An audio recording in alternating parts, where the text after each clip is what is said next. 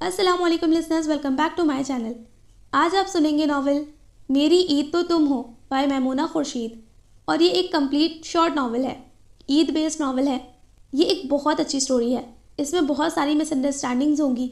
बहुत क्यूट सा कपल है, बहुत स्टूपिड और केयरिंग सी हीरोइन है, और बहुत हैंडसम और डिसेंट सा हीरो है। और उसके अलावा भी इसमें बहुत से कैरेक्टर्स हैं। बहुत अच्छा और बहुत क्यूट सा नावल है। मुझे उम्मीद है कि आपको ये नावल बहुत पसंद आएगा। तो चलिए शुरू करते हैं हमारा आज का ये खूबसूरत सा नावल। आज तीसरा रोज़ा था और अम्मी ने इफ्तार पार्टी का एहतमाम किया था, सो उन दोनों को भी मदऊ किया था। सूबिया का दिल नहीं चाह रहा था कि वो उस पार्टी में शिरकत करे और उसका सामना बिलाल से हो जाए। मौसम में बला की खुनकी थी और हवाएं तेज़ व सर्द चल रही थी। रात का वक्त था। शहज़ेब बड़ी एहतियात से गाड़ी ड्राइव कर रहे थे। सूबिया उनके पहलू में इस तरह से बैठी थी जैसे किसी अजनबी के साथ सफ़र कर रही हो। हालांकि वो उसका हमसफ़र ही नहीं, कभी मनचाही हंसती भी हुआ करता था। जब से उसने होश संभाला था, शहज़ेब को खुशबू की तरह अपने इर्द गिर्द महसूस किया था। उसकी आंखों में जब ख्वाब सजने लगे तो उनमें सिर्फ शहज़ेब का ही अक्स था। लड़कपन से शऊर का जीना तय करने तक उस पर आया हो गया था कि वो अपने तायाजात से न सिर्फ मंसूब है, बल्कि वो एक अटूट रिश्ते में बाहम दोनों बंधे हुए हैं। शहज़ेब का नंबर घर में दूसरा था। नबीला आपा के बाद शहज़ेब, फिर रबिया, नूरुल ऐन और फिर औरंगज़ेब था। नबीला और रबिया की शादी हो चुकी थी। नूर की मंगनी मामू के यहाँ हो रही थी और औरंगज़ेब पढ़ रहा था। तायाजान के बाद घर में ही क्या, ख़ानदान भर में अपनी सूझबूझ की बदौलत शहज़ेब को बड़ी इज्जत हासिल थी। और ये रिश्ता भाइयों के माबैन मज़ीद मोहब्बत को बढ़ाने के लिए बड़े अब्बा यानी दादा मरहूम तय कर गए थे, जिस पर ना किसी को एतराज़ था और ना ही रंजिश। और वो ख़ुद भी तो अपनी किस्मत पर नाज़ाओ फरहां थी। अनजाने में वो ऐसे शख्स की हो गई थी जो आइडियल कहलाए जाने के काबिल था, लेकिन आन की आन में सारे तसव्वुर कैसे ढेर हो गए थे। वो सोच भी नहीं सकती थी कि ये वही शख्स है। रुखसती लेते वक्त बला की हरधर्मी थी उसके अंदाज में, जैसे वो रास्ते से कांटा हटाना चाहता हो और बस। हाँ, वाकई वो कांटा ही तो थी, उनकी बहन की खुशियों का। वो अगर अपनी बहन की खुशियाँ देख रहे थे तो वो भी तो अपने भाई की खुशी को नज़रअंदाज नहीं कर सकती थी। उसका कसूर सिर्फ इतना था कि वो तन्हा इस रिश्ते की मुखालफत कर रही थी। हत्ता कि बिलाल भी खामोश था, जिसकी ज़िंदगी का सौदा हो रहा था। वो शीशे से बाहर देखने लगी। गाड़ी शहर से बाहर आ चुकी थी और तकरीबन वीरान रास्ते पर गामजन थी। दाएं बाएं दरख्तों की कतार सर्दी में मज़ीद इजाफे का बायस बन रही थी, लेकिन वो एहसास से लाताल्लुक बुत बनी बैठी रही, यूं जैसे मिट्टी की मूरत हो। बिलाखिर शहज़ेब ने सन्नाटे को तोड़ा और बड़े रसान से गोया हुए, सूबिया, सर्दी हो रही है, शॉल ले लीजिए। वो हनूज बाहर देखती रही जैसे उसने सुना ही ना हो। मैं आपसे कह रहा हूँ। अब की बार उनका लहजा कदरे ऊंचा और जताने वाला था। सूबिया ने गर्दन मोड़कर तलखी से शहज़ेब की तरफ देखा। मेरी फ़िक्र करने वाले बहुत हैं, आप सिर्फ अपनी फ़िक्र किया करें। आखिर आपको क्या खौफ है कि आप इस रिश्ते की मुखालफत अव्वल रोज़ से कर रही हैं? आप आखिर ऐसा क्यों समझते हैं कि मुझे कोई खौफ होगा? वो इस घिसे पिटे सवाल पर चीख ही तो पड़ी थी। तो फिर क्या वजह है, जबकि बिलाल भी रजामंद है? सूबिया ने तड़प कर शहज़ेब की तरफ देखा और दूसरे ही लम्हे निगाह हटाकर चेहरा मोड़ लिया और बाहर देखने लगी। बिलाल और रजामंद? मैं जानती हूँ शहज़ेब साहब, बिलाल कुर्बानी दे रहा है, सिर्फ मेरी खातिर। इस तरह आप अपनी बहन का घर बसाने में तो शायद कामयाब हो जाएं, लेकिन अपना घर कभी नहीं बसा सकेंगे। आपने जिस जाहिलियत का सबूत दिया है, मुझे आपसे इस अमल की तवक्का हरगिज़ नहीं थी। क्या सोचने लगी? कुछ नहीं, वो अजनबियत और रुखाई से बोली। शहज़ेब सोच में पड़ गए, फिर कुछ तवक्कुफ़ से बोले, सूबिया, बात यह है कि बात कुछ भी नहीं है, मैं कुछ नहीं सुनना चाहती। वो बदस्तूर साबका अंदाज में थी। शहज़ेब के लबों पर मुबहम सा तबस्सुम बिखर गया। ओके चलो, बात ना सुनो, मगर ये चादर तो ले लो। मुझे जब सर्दी लगेगी मैं अपने आप ले लूँगी, आपको मेरी परवाह नहीं होनी चाहिए। वो अब भी बाहर देख रही थी। मुझे परवाह नहीं होगी तो क्या मेरे रकीब को होगी? उन्होंने बाजू फैलाकर लम्हों में उसे अपने करीब कर लिया। उनकी इस अचानक पेशकदमी पर सूबिया दंग रह गई थी। रास्ता अभी अच्छा खासा तवील है, कहीं ऐसा ना हो कि घर पहुंचते पहुंचते तुम बीमार पड़ जाओ। صوبیہ نے جھنجھلائے سے انداز میں خود کو ان کی گرفت سے آزاد کرانا چاہا، لیکن اس کوشش نے اسے ان سے مزید قریب تر کر دیا، یہاں تک کہ وہ ان کے حلقے میں پھڑ پھڑا کر رہ گئی۔ وہ اس کی بے بسی پہ تھوڑا سا مسکرائے۔ اگر آپ گرم چادر لے لیتی تو یقین مانیے میں یہ گستاخی ہرگز نہ کرتا۔ آپ کیا سمجھتے ہیں ہر بات ضد سے منوائی جا سکتی ہے؟ وہ طنزیہ گویا ہوئی۔ میں بھی تو یہی سمجھانا چاہتا ہوں کہ ہر بات میں ضد اچھی نہیں ہوتی۔ آپ اتنی ضد کیوں کرتی ہیں؟ اس کے ساتھ ہی انہوں نے اپنے شانوں پہ پڑی گرم چادر ایک طرف سے ہٹا کر اس کے شانوں پر پھیلا دی۔ اس طرح کہ دونوں ایک چادر میں آ گئے۔ آپ کے ہر عمل میں آپ کی غرض پوشیدہ ہوتی ہے، کبھی کوئی ایسا عمل بھی کریں جس میں آپ کا مفاد پوشیدہ نہ ہو۔ اس کی آواز رند گئی۔ شاہ زیب نے چونک کر اس کی شکل دیکھی، پھر دل گرفتگی سے بولے، کیوں ڈرتی ہو انجانے اندیشوں سے؟ کیا تمہیں میرا یقین نہیں؟ جیسا سمجھ رہی ہو ایسا ہرگز نہیں ہوگا۔ بے شک وٹے سٹے کی شادی ہے، مگر بات وٹے سٹے کی نہیں ہے۔ وہ بے بسی سے گویا ہوئی۔ میں آپ کو کیسے بتاؤں؟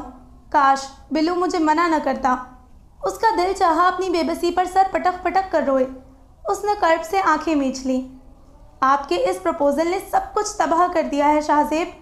بلال کسی اور کو پسند کرتا تھا، لیکن آپ کے پروپوزل کے بعد وہ بالکل بجھ کر رہ گیا ہے۔ نور کا رشتہ ٹوٹ گیا تھا تو اس میں میرے بھائی کا کیا قصور تھا؟ خاندان میں صرف وہی آپ کو ملا تھا، اس لیے نا کہ اس کی بہن پہلے سے آپ کی منقوہ تھی۔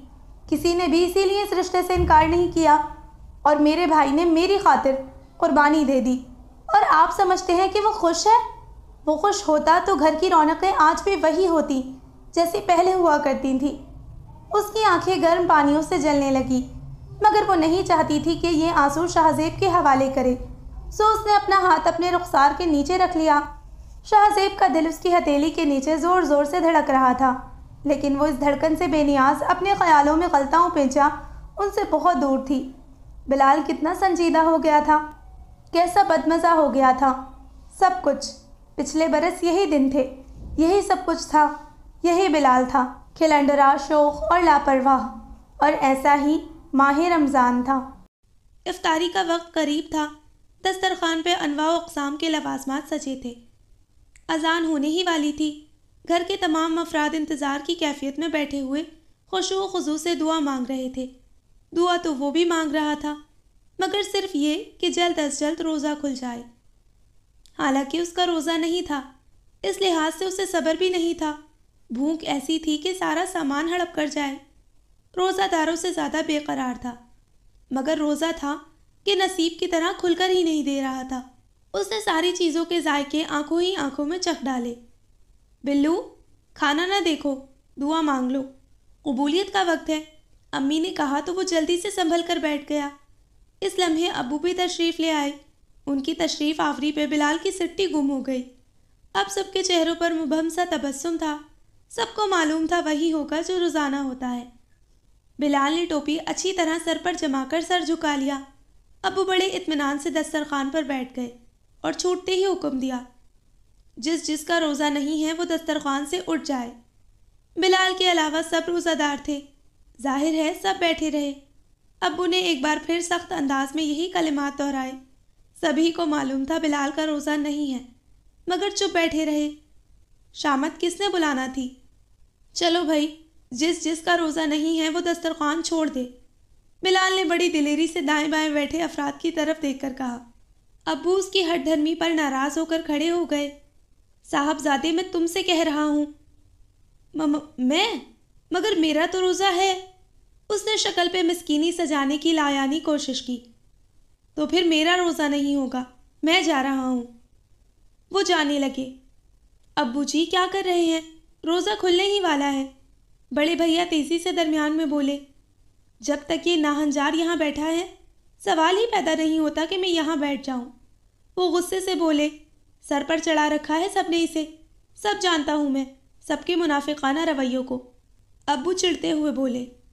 حد ہو گئی، اتنا تو سمجھاتے ہیں، جب رکھتا ہی نہیں تو پھر کیا کرے؟ امی اس الزام پر ناراض ہو گئی۔ کیا کریں؟ گھر سے نکال دو۔ ابو امی کی طرف غضبناک انداز میں دیکھ کر بولے۔ لا حول ولا، یوں جوان بچوں کو گھر سے نکالا جاتا ہے؟ امی کو یہ آئیڈیا سخت برا لگا تھا۔ پلیز آپ لوگ چپ ہو جائیں، دور دور سے اذانوں کی آوازیں آ رہی ہیں، صوبیہ نے ہنسی دباتے ہوئے کہا۔ اذان قریب میں بھی ہوگی، کان لگانے کی ضرورت نہیں ہے۔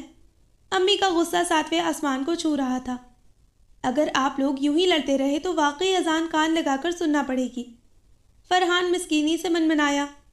بدتمیز، جب بڑے آپس میں لڑ رہے ہوں تو درمیان میں نہیں بولتے۔ چھوٹے بھائی نے بیٹے کی گدی پہ ناراضگی سے چپت لگائی۔ سب کے موڈ تمہاری وجہ سے خراب ہوتے ہیں۔ کیا ہے آخر تم روزہ کیوں نہیں رکھتے؟ بڑے بھیا ناراضگی سے بولے۔ حد ہو گئی، ابو کی جاسوسی کی۔ آخر انہوں نے کیسے اندازہ لگایا کہ میرا روزہ نہیں ہو سکتا؟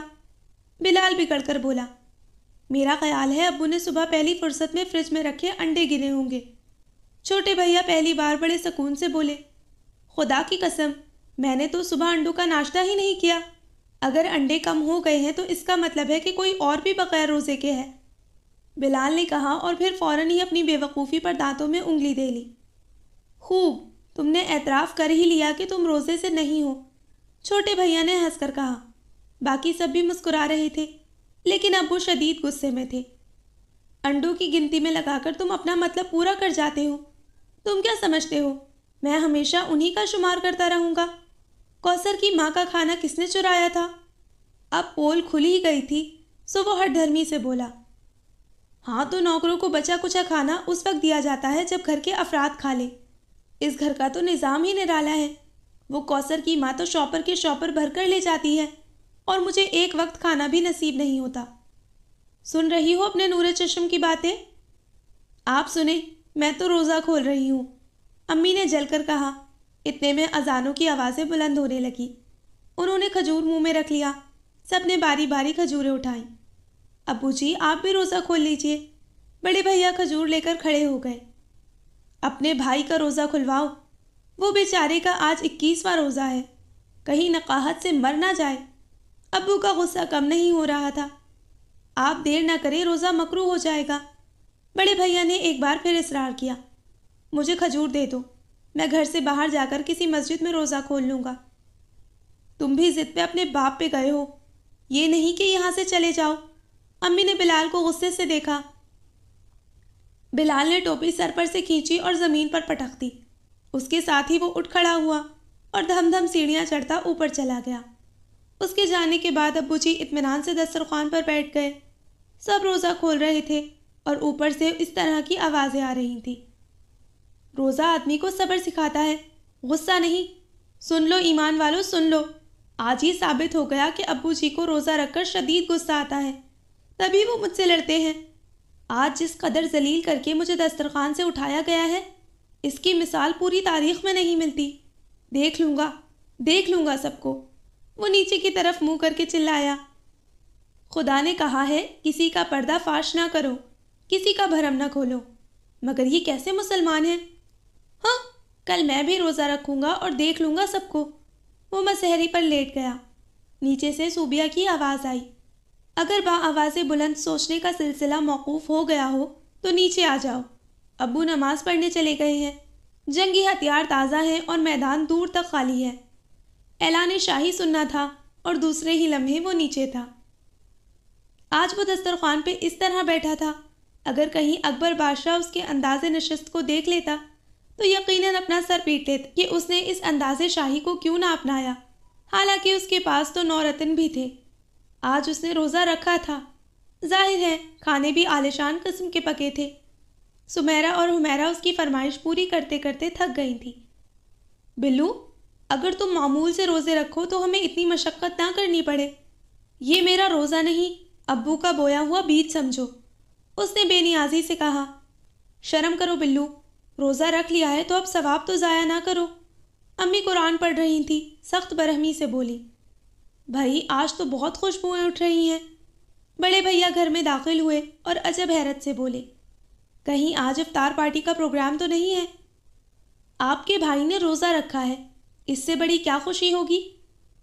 بھائی واہ، پھر تو مجھے ہار لے کر آنا چاہیے تھے۔ بلو، ہار منگواؤں تمہارے لیے؟ وہ اسے شرمندہ کرنا چاہتے تھے۔ ضرور، کیوں نہیں، اور اگر ہار نوٹوں کے ہوں تو بات ہی کیا ہے۔ وہ کب شرمندہ ہونے والا تھا، الٹا بڑے بھیا شرمندہ ہو گئے اور وضو کرنے چلے گئے۔ جب تم چھوٹے سے تھے تب ہم نے تمہیں روزہ رکھوایا تھا، سب رشتہ دار آئے تھے اور تمہیں بہت سارے ہار ڈالے گئے تھے۔ وہ تولیے سے ہاتھ پونچھتے ہوئے دسترخوان پر آ گئے۔ افسوس، اگر یہ سلسلہ چلتا رہتا تو میں تعزیرات پاکستان کو للکار کر کہہ سکتی تھی کہ بلو کبھی کوئی روزہ نہ چھوڑے گا۔ صوبیہ نے دسترخوان سجاتے ہوئے کہا۔ بڑے بھیا ہنسنے لگے۔ بلال کا منہ بن گیا۔ سارا سامان دسترخوان پر آ گیا، اشتہا انگیز خوشبوئیں اور طرح طرح کے کھانے۔ کل تو کوثر کی ماں کی عید ہو جائے گی، چھوٹے بھیا نے دسترخوان دیکھتے ہوئے کہا۔ میں چھوڑوں گا تو کوثر کی ماں کی عید ہوگی، بلال نے ندیدے پن کی انتہا کر دی۔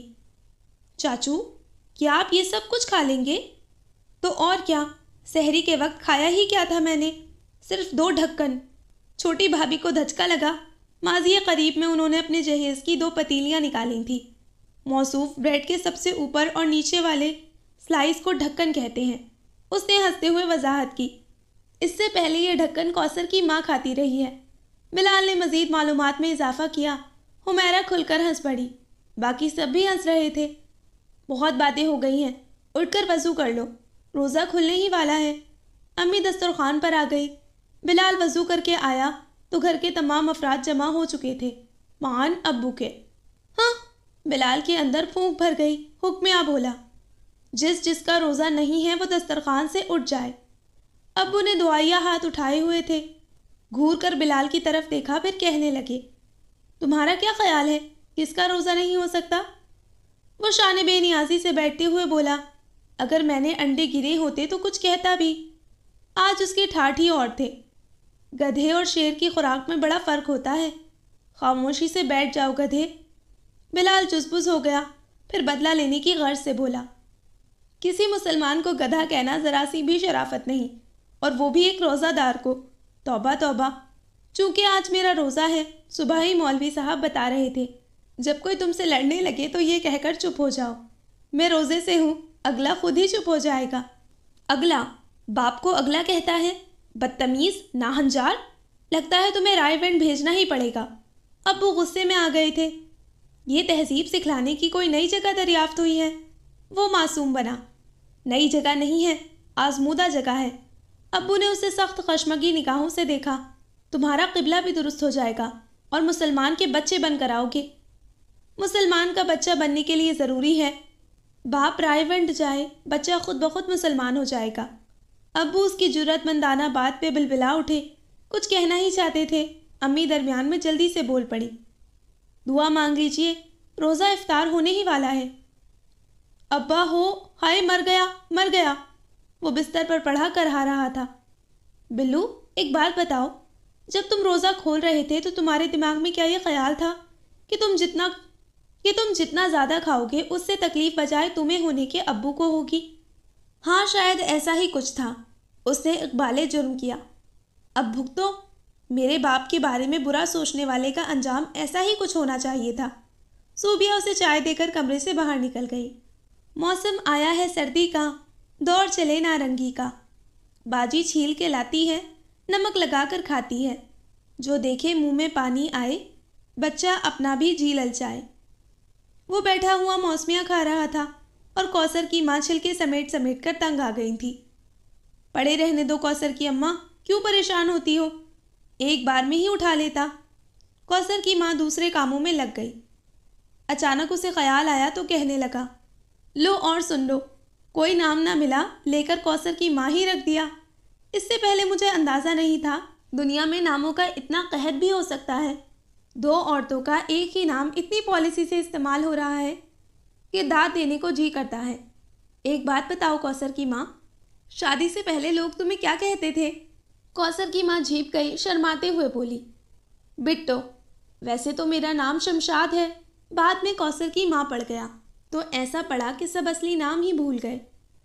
چلو، کوثر نے پیدا ہو کر ایک کام تو اچھا کیا، ماں کو زنانے نام سے ہم آہنگ کرا دیا۔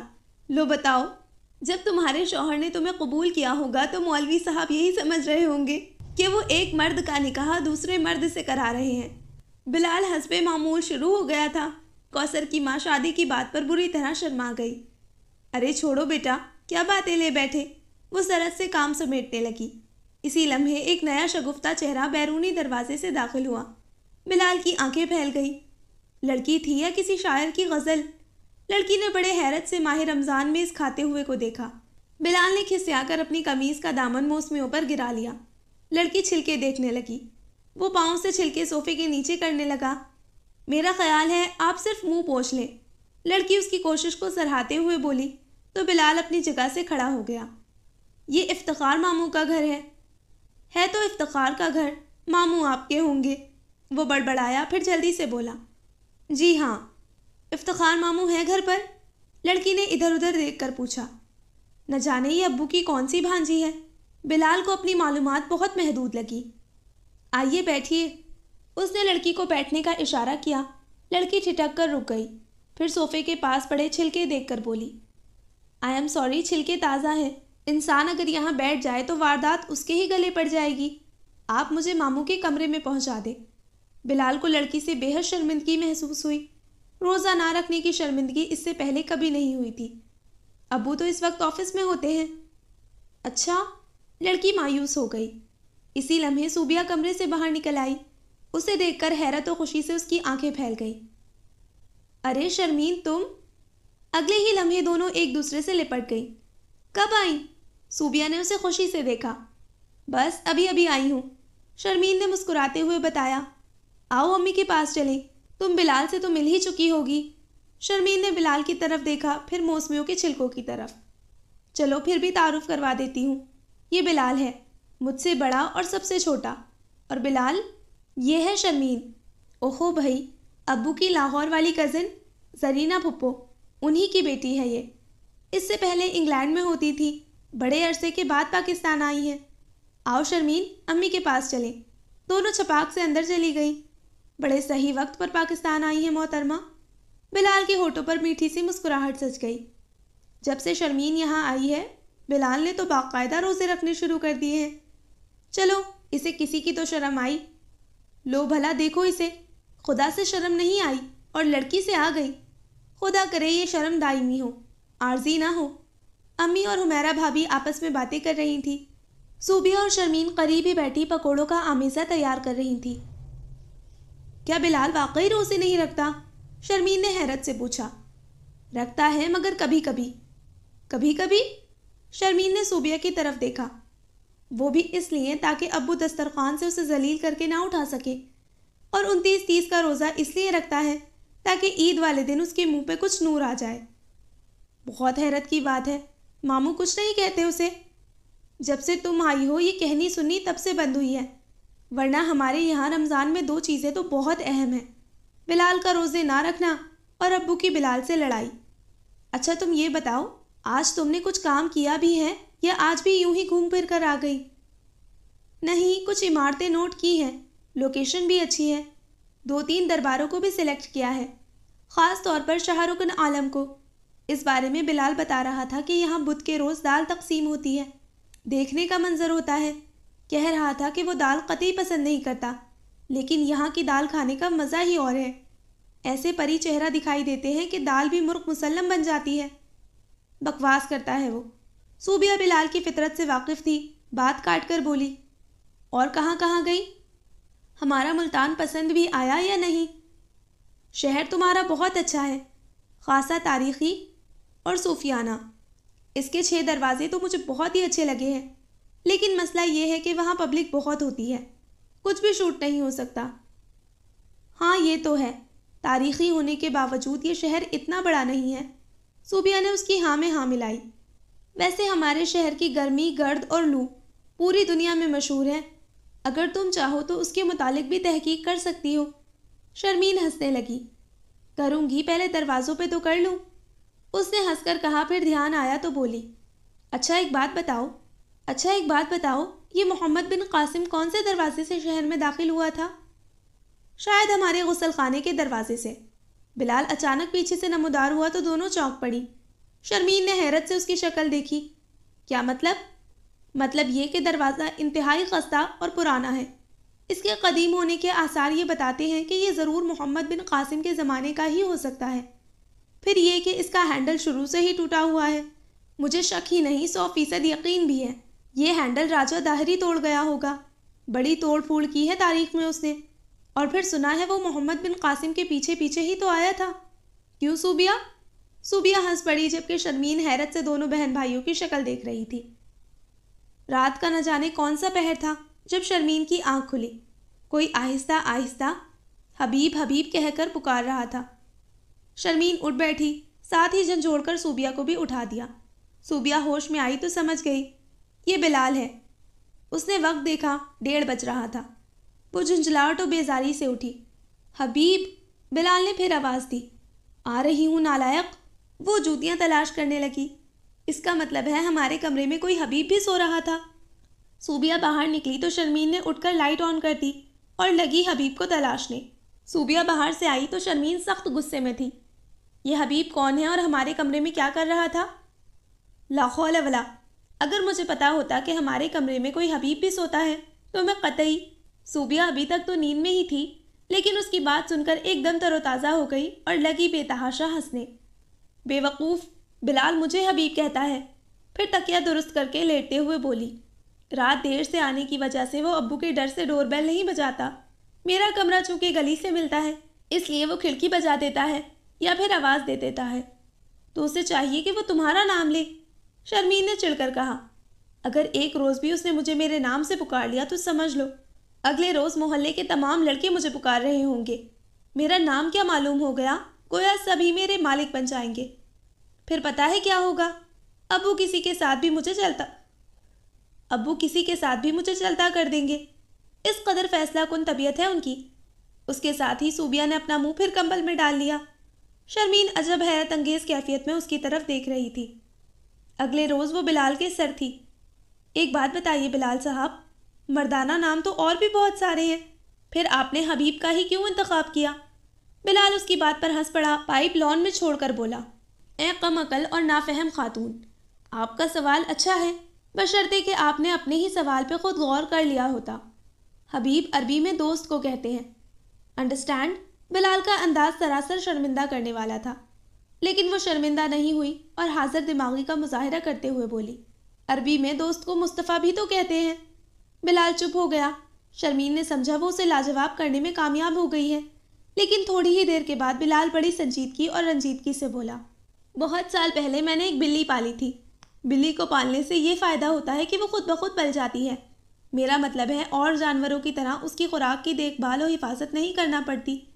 ایک بار اسے قصاب کی دکان دکھا دو اور بس پھر وہ اپنے پروٹین خود ہی پوری کر لیتی ہے۔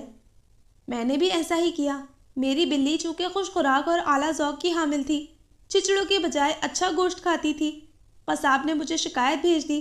میں نے بلی کو سمجھایا اچھی خوراک نہ کھائے، اس کی نسل پہ حرف آتا ہے، مگر وہ نہ مانی۔ ضد میں تو وہ بالکل ابو پر گئی تھی۔ ایک روز میں سو کر اٹھا تو صبح سویرے گھر کے بیرونی دروازے پر بلی کا مردہ وجود لٹکا ہوا تھا، ساتھ میں ایک عدد رقعہ بھی تھا۔ گو کے دل میں تاب نہ تھی، لیکن پھر بھی رقعہ کھول کر پڑھا۔ لکھا تھا، جتنا گوشت یہ بلی کھا چکی ہے اس کا بل ادا کر دو، ورنہ تمہارا انجام بھی ایسا ہی ہوگا۔ شرمین نے بلال کی شکل دیکھی جو بے حد افسردہ شکل بنا کر بیٹھا تھا۔ ہم بات کیا کر رہے تھے اور آپ کہاں لے گئے؟ میں نے آپ سے پوچھا تھا دوست کو مصطفیٰ بھی تو کہتے ہیں، اور آپ مجھے بلی چچڑوں کی داستان سنانے لگے۔ وہ جھنجھلائی۔ اگر دوست کو مصطفیٰ کہتے ہوتے تو وہ قصاب کبھی میری بلی کو یوں سر عام پھانسی نہ چڑھاتا، اس لیے کہ اس کا نام بھی مصطفیٰ تھا۔ بلال بے حد جذباتی ہو کر بولا تو شرمین نے اپنا سر پیٹ لیا۔ کیا مصطفیٰ کے لغوی معنی سمجھانے کے لیے آپ یہ قصہ ہمیشہ دہراتے ہیں؟ بلال شرمندہ سا ہو گیا، حالانکہ شرمندگی اور وہ دو متضاد چیزیں تھیں۔ صوبیہ اندر سے نمودار ہوئی اور ان کے پاس برآمدے کی سیڑھیوں پر بیٹھتے ہوئے بولی، بلو آج تم ہمیں بازار لے کر چلو گے۔ وہ کیوں؟ بلال نے ابرو اچکا کر حیرت سے صوبیہ کو دیکھا۔ اس لیے کہ عید آنے میں صرف 2 دن باقی ہیں۔ وہ مزے سے بولی، تو کیا تم اسٹیشن پر عید کو ریسیو کرنے جاؤ گی؟ اوہو بلو، میں نے ابھی تک چوڑیاں بھی نہیں خریدی، مہندی بھی نہیں لی۔ وہ ٹھنک کر بولی، سکون سے بیٹھو، تمہارے سسرال سے آنے ہی والی ہے تمہاری عیدی۔ بلال نے دامن چھڑایا، خاطر جمع رکھو، اس بار وہاں سے عیدی نہیں آئے گی کیونکہ ان کی خالہ کا انتقال ہو گیا ہے، ہو سکتا ہے وہ لوگ اس بار عید نہ منائیں۔ صوبیہ افسردگی سے بولی، صدقے جاؤں تمہاری دور اندیشی کے۔ بائی دا وے یہ افسردگی عیدی نہ آنے کی ہے یا خالہ کی وفات کی؟ بکو مت، اب تم ہمیں لے کر چل رہے ہو نا؟ وہ اٹھلائی۔ عید کے تصور سے وہ ایکسائٹڈ ہو رہی تھی۔ یہ ہم سے کیا مراد ہے تمہاری؟ بلال کو خطرے کی بو محسوس ہونے لگی۔ میں، شرمین، حمیرہ اور سمیرہ بھابی، اور بس میری محلے کی 2-3 سہیلیاں۔ واٹ؟ بلال چکرا گیا، پھر غصے میں اس کی نقل اتار کر بولا، اور بس میری محلے کی 2-3 سہیلیاں بھی کس خوشی میں چل رہی ہیں آپ کے ساتھ؟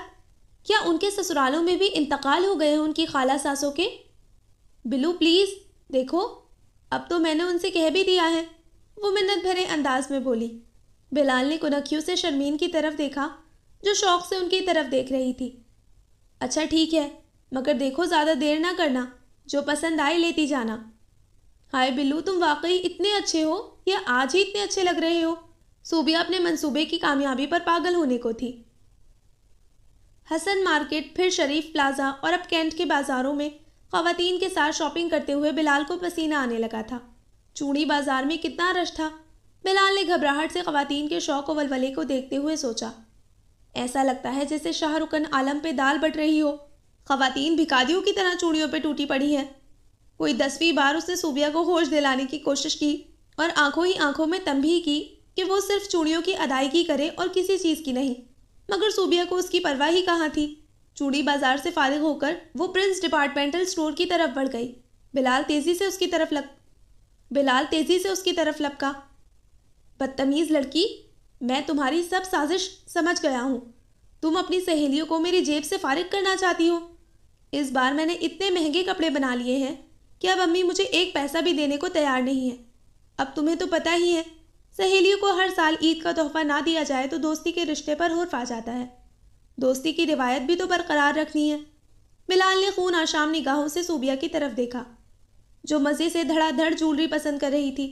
مان شرمین بھی ادھر آ گئی۔ بلال مٹھیاں بھیج کر رہ گیا۔ مجھے معلوم تھا شرمین کی موجودگی میں تم مجھے کبھی مایوس نہیں کرو گے۔ ایمان سے یہ عید مجھے ہمیشہ یاد رہے گی۔ ہینگ لگی نہ پھٹکری اور رنگ بھی چوکھا آیا۔ شکریہ، وہ آہستگی سے بڑبڑاتے ہوئے بلال کے پاس سے گزر گئی۔ بلال گمسم کھڑا تھا جبکہ صوبیہ کے چہرے پر شریف سی مسکراہٹ تھی۔ 2 دن سے وہ سخت اداس تھا۔ آج وہ اپنے کمرے میں بیٹھا تھا اور خفیہ حساب کتاب کر رہا تھا۔ تھوڑی دیر کے بعد اس نے سارے بل اور پیسے پھینک دیے۔ عید گزارنے کے لیے اس کے پاس بچا ہی کیا تھا؟ صرف 8.5 روپے۔ اس نے حسرت سے 8.5 روپے دیکھے، یعنی 1 لالی پاپ اور 1 میٹھا پان، اس کے علاوہ اور کچھ نہیں۔ اگر کوک کو جی چاہا تو وہ میٹھا پان نہیں کھا سکے گا۔ وہ اپنے دیوالیہ ہونے پر بس کوما میں ہی جانے والا تھا کہ اچانک صوبیہ اس کے کمرے میں آ کر اس طرح چلائی کہ اس کی 7ویں نسل بھی کوما میں جانے سے محفوظ ہو گئی۔ بلو، عید کا چاند نظر آ گیا ہے۔ بلال اچھل کر کھڑا ہو گیا۔ اگر عید 30 کی ہوتی تو شاید ایک دن میں کہیں سے پیسے بننے کی سبیل بھی بن جاتی۔ 29 کی عید نے تو مزید بھکاریوں کی فہرست میں لا کھڑا کیا تھا۔ صوبیہ جس تیزی سے آئی تھی اسی تیزی سے واپس پلٹ گئی تھی اور وہ کھڑا ہوا 8.5 روپوں کو حسرت و یاسیت سے دیکھ رہا تھا۔ سب گھر والے چھت پر چڑھے ہوئے تھے اور وہ ایک طرف کھڑا تھا جیسے سینما کے آگے کوئی بنا ٹکٹ کے کھڑا ہو۔ پبلک کے جوش و خروش سے بیگانہ، حسرت و بے بسی کا پیکر۔ شرمین نے اسے یوں الگ تھلگ کھڑے دیکھا تو اس کے قریب آ گئی۔ آپ نے چاند دیکھا؟ اس نے شوق سے پوچھا۔ شاید چاند کو معلوم ہو گیا تھا کہ میں اس کی رونمائی خالی جیب سے کرنے آیا ہوں، تبھی دکھائی نہیں دیا۔ وہ آہستہ سے بڑبڑایا۔ کیا مطلب؟ شرمین کو ٹھیک طرح سنائی نہیں دیا۔ وہ میں یہ کہہ رہا تھا کہ مجھے چاند نظر نہیں آ رہا۔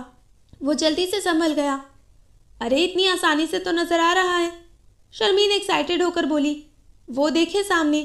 شرمین نے ہاتھ پھیلا کر چاند کی طرف انگشت شہادت سے اشارہ کیا۔ صدمے کا اثر تھا، چاند نظر نہیں آیا۔ کہاں؟ اس نے دیکھنے کی کوشش کی۔ ارے وہاں۔ شرمین چاند دکھانے کی جستجو میں اس کے قریب آ گئی۔ وہ قریب کی آئی، ساری یاسیت ہی دور بھاگ گئی۔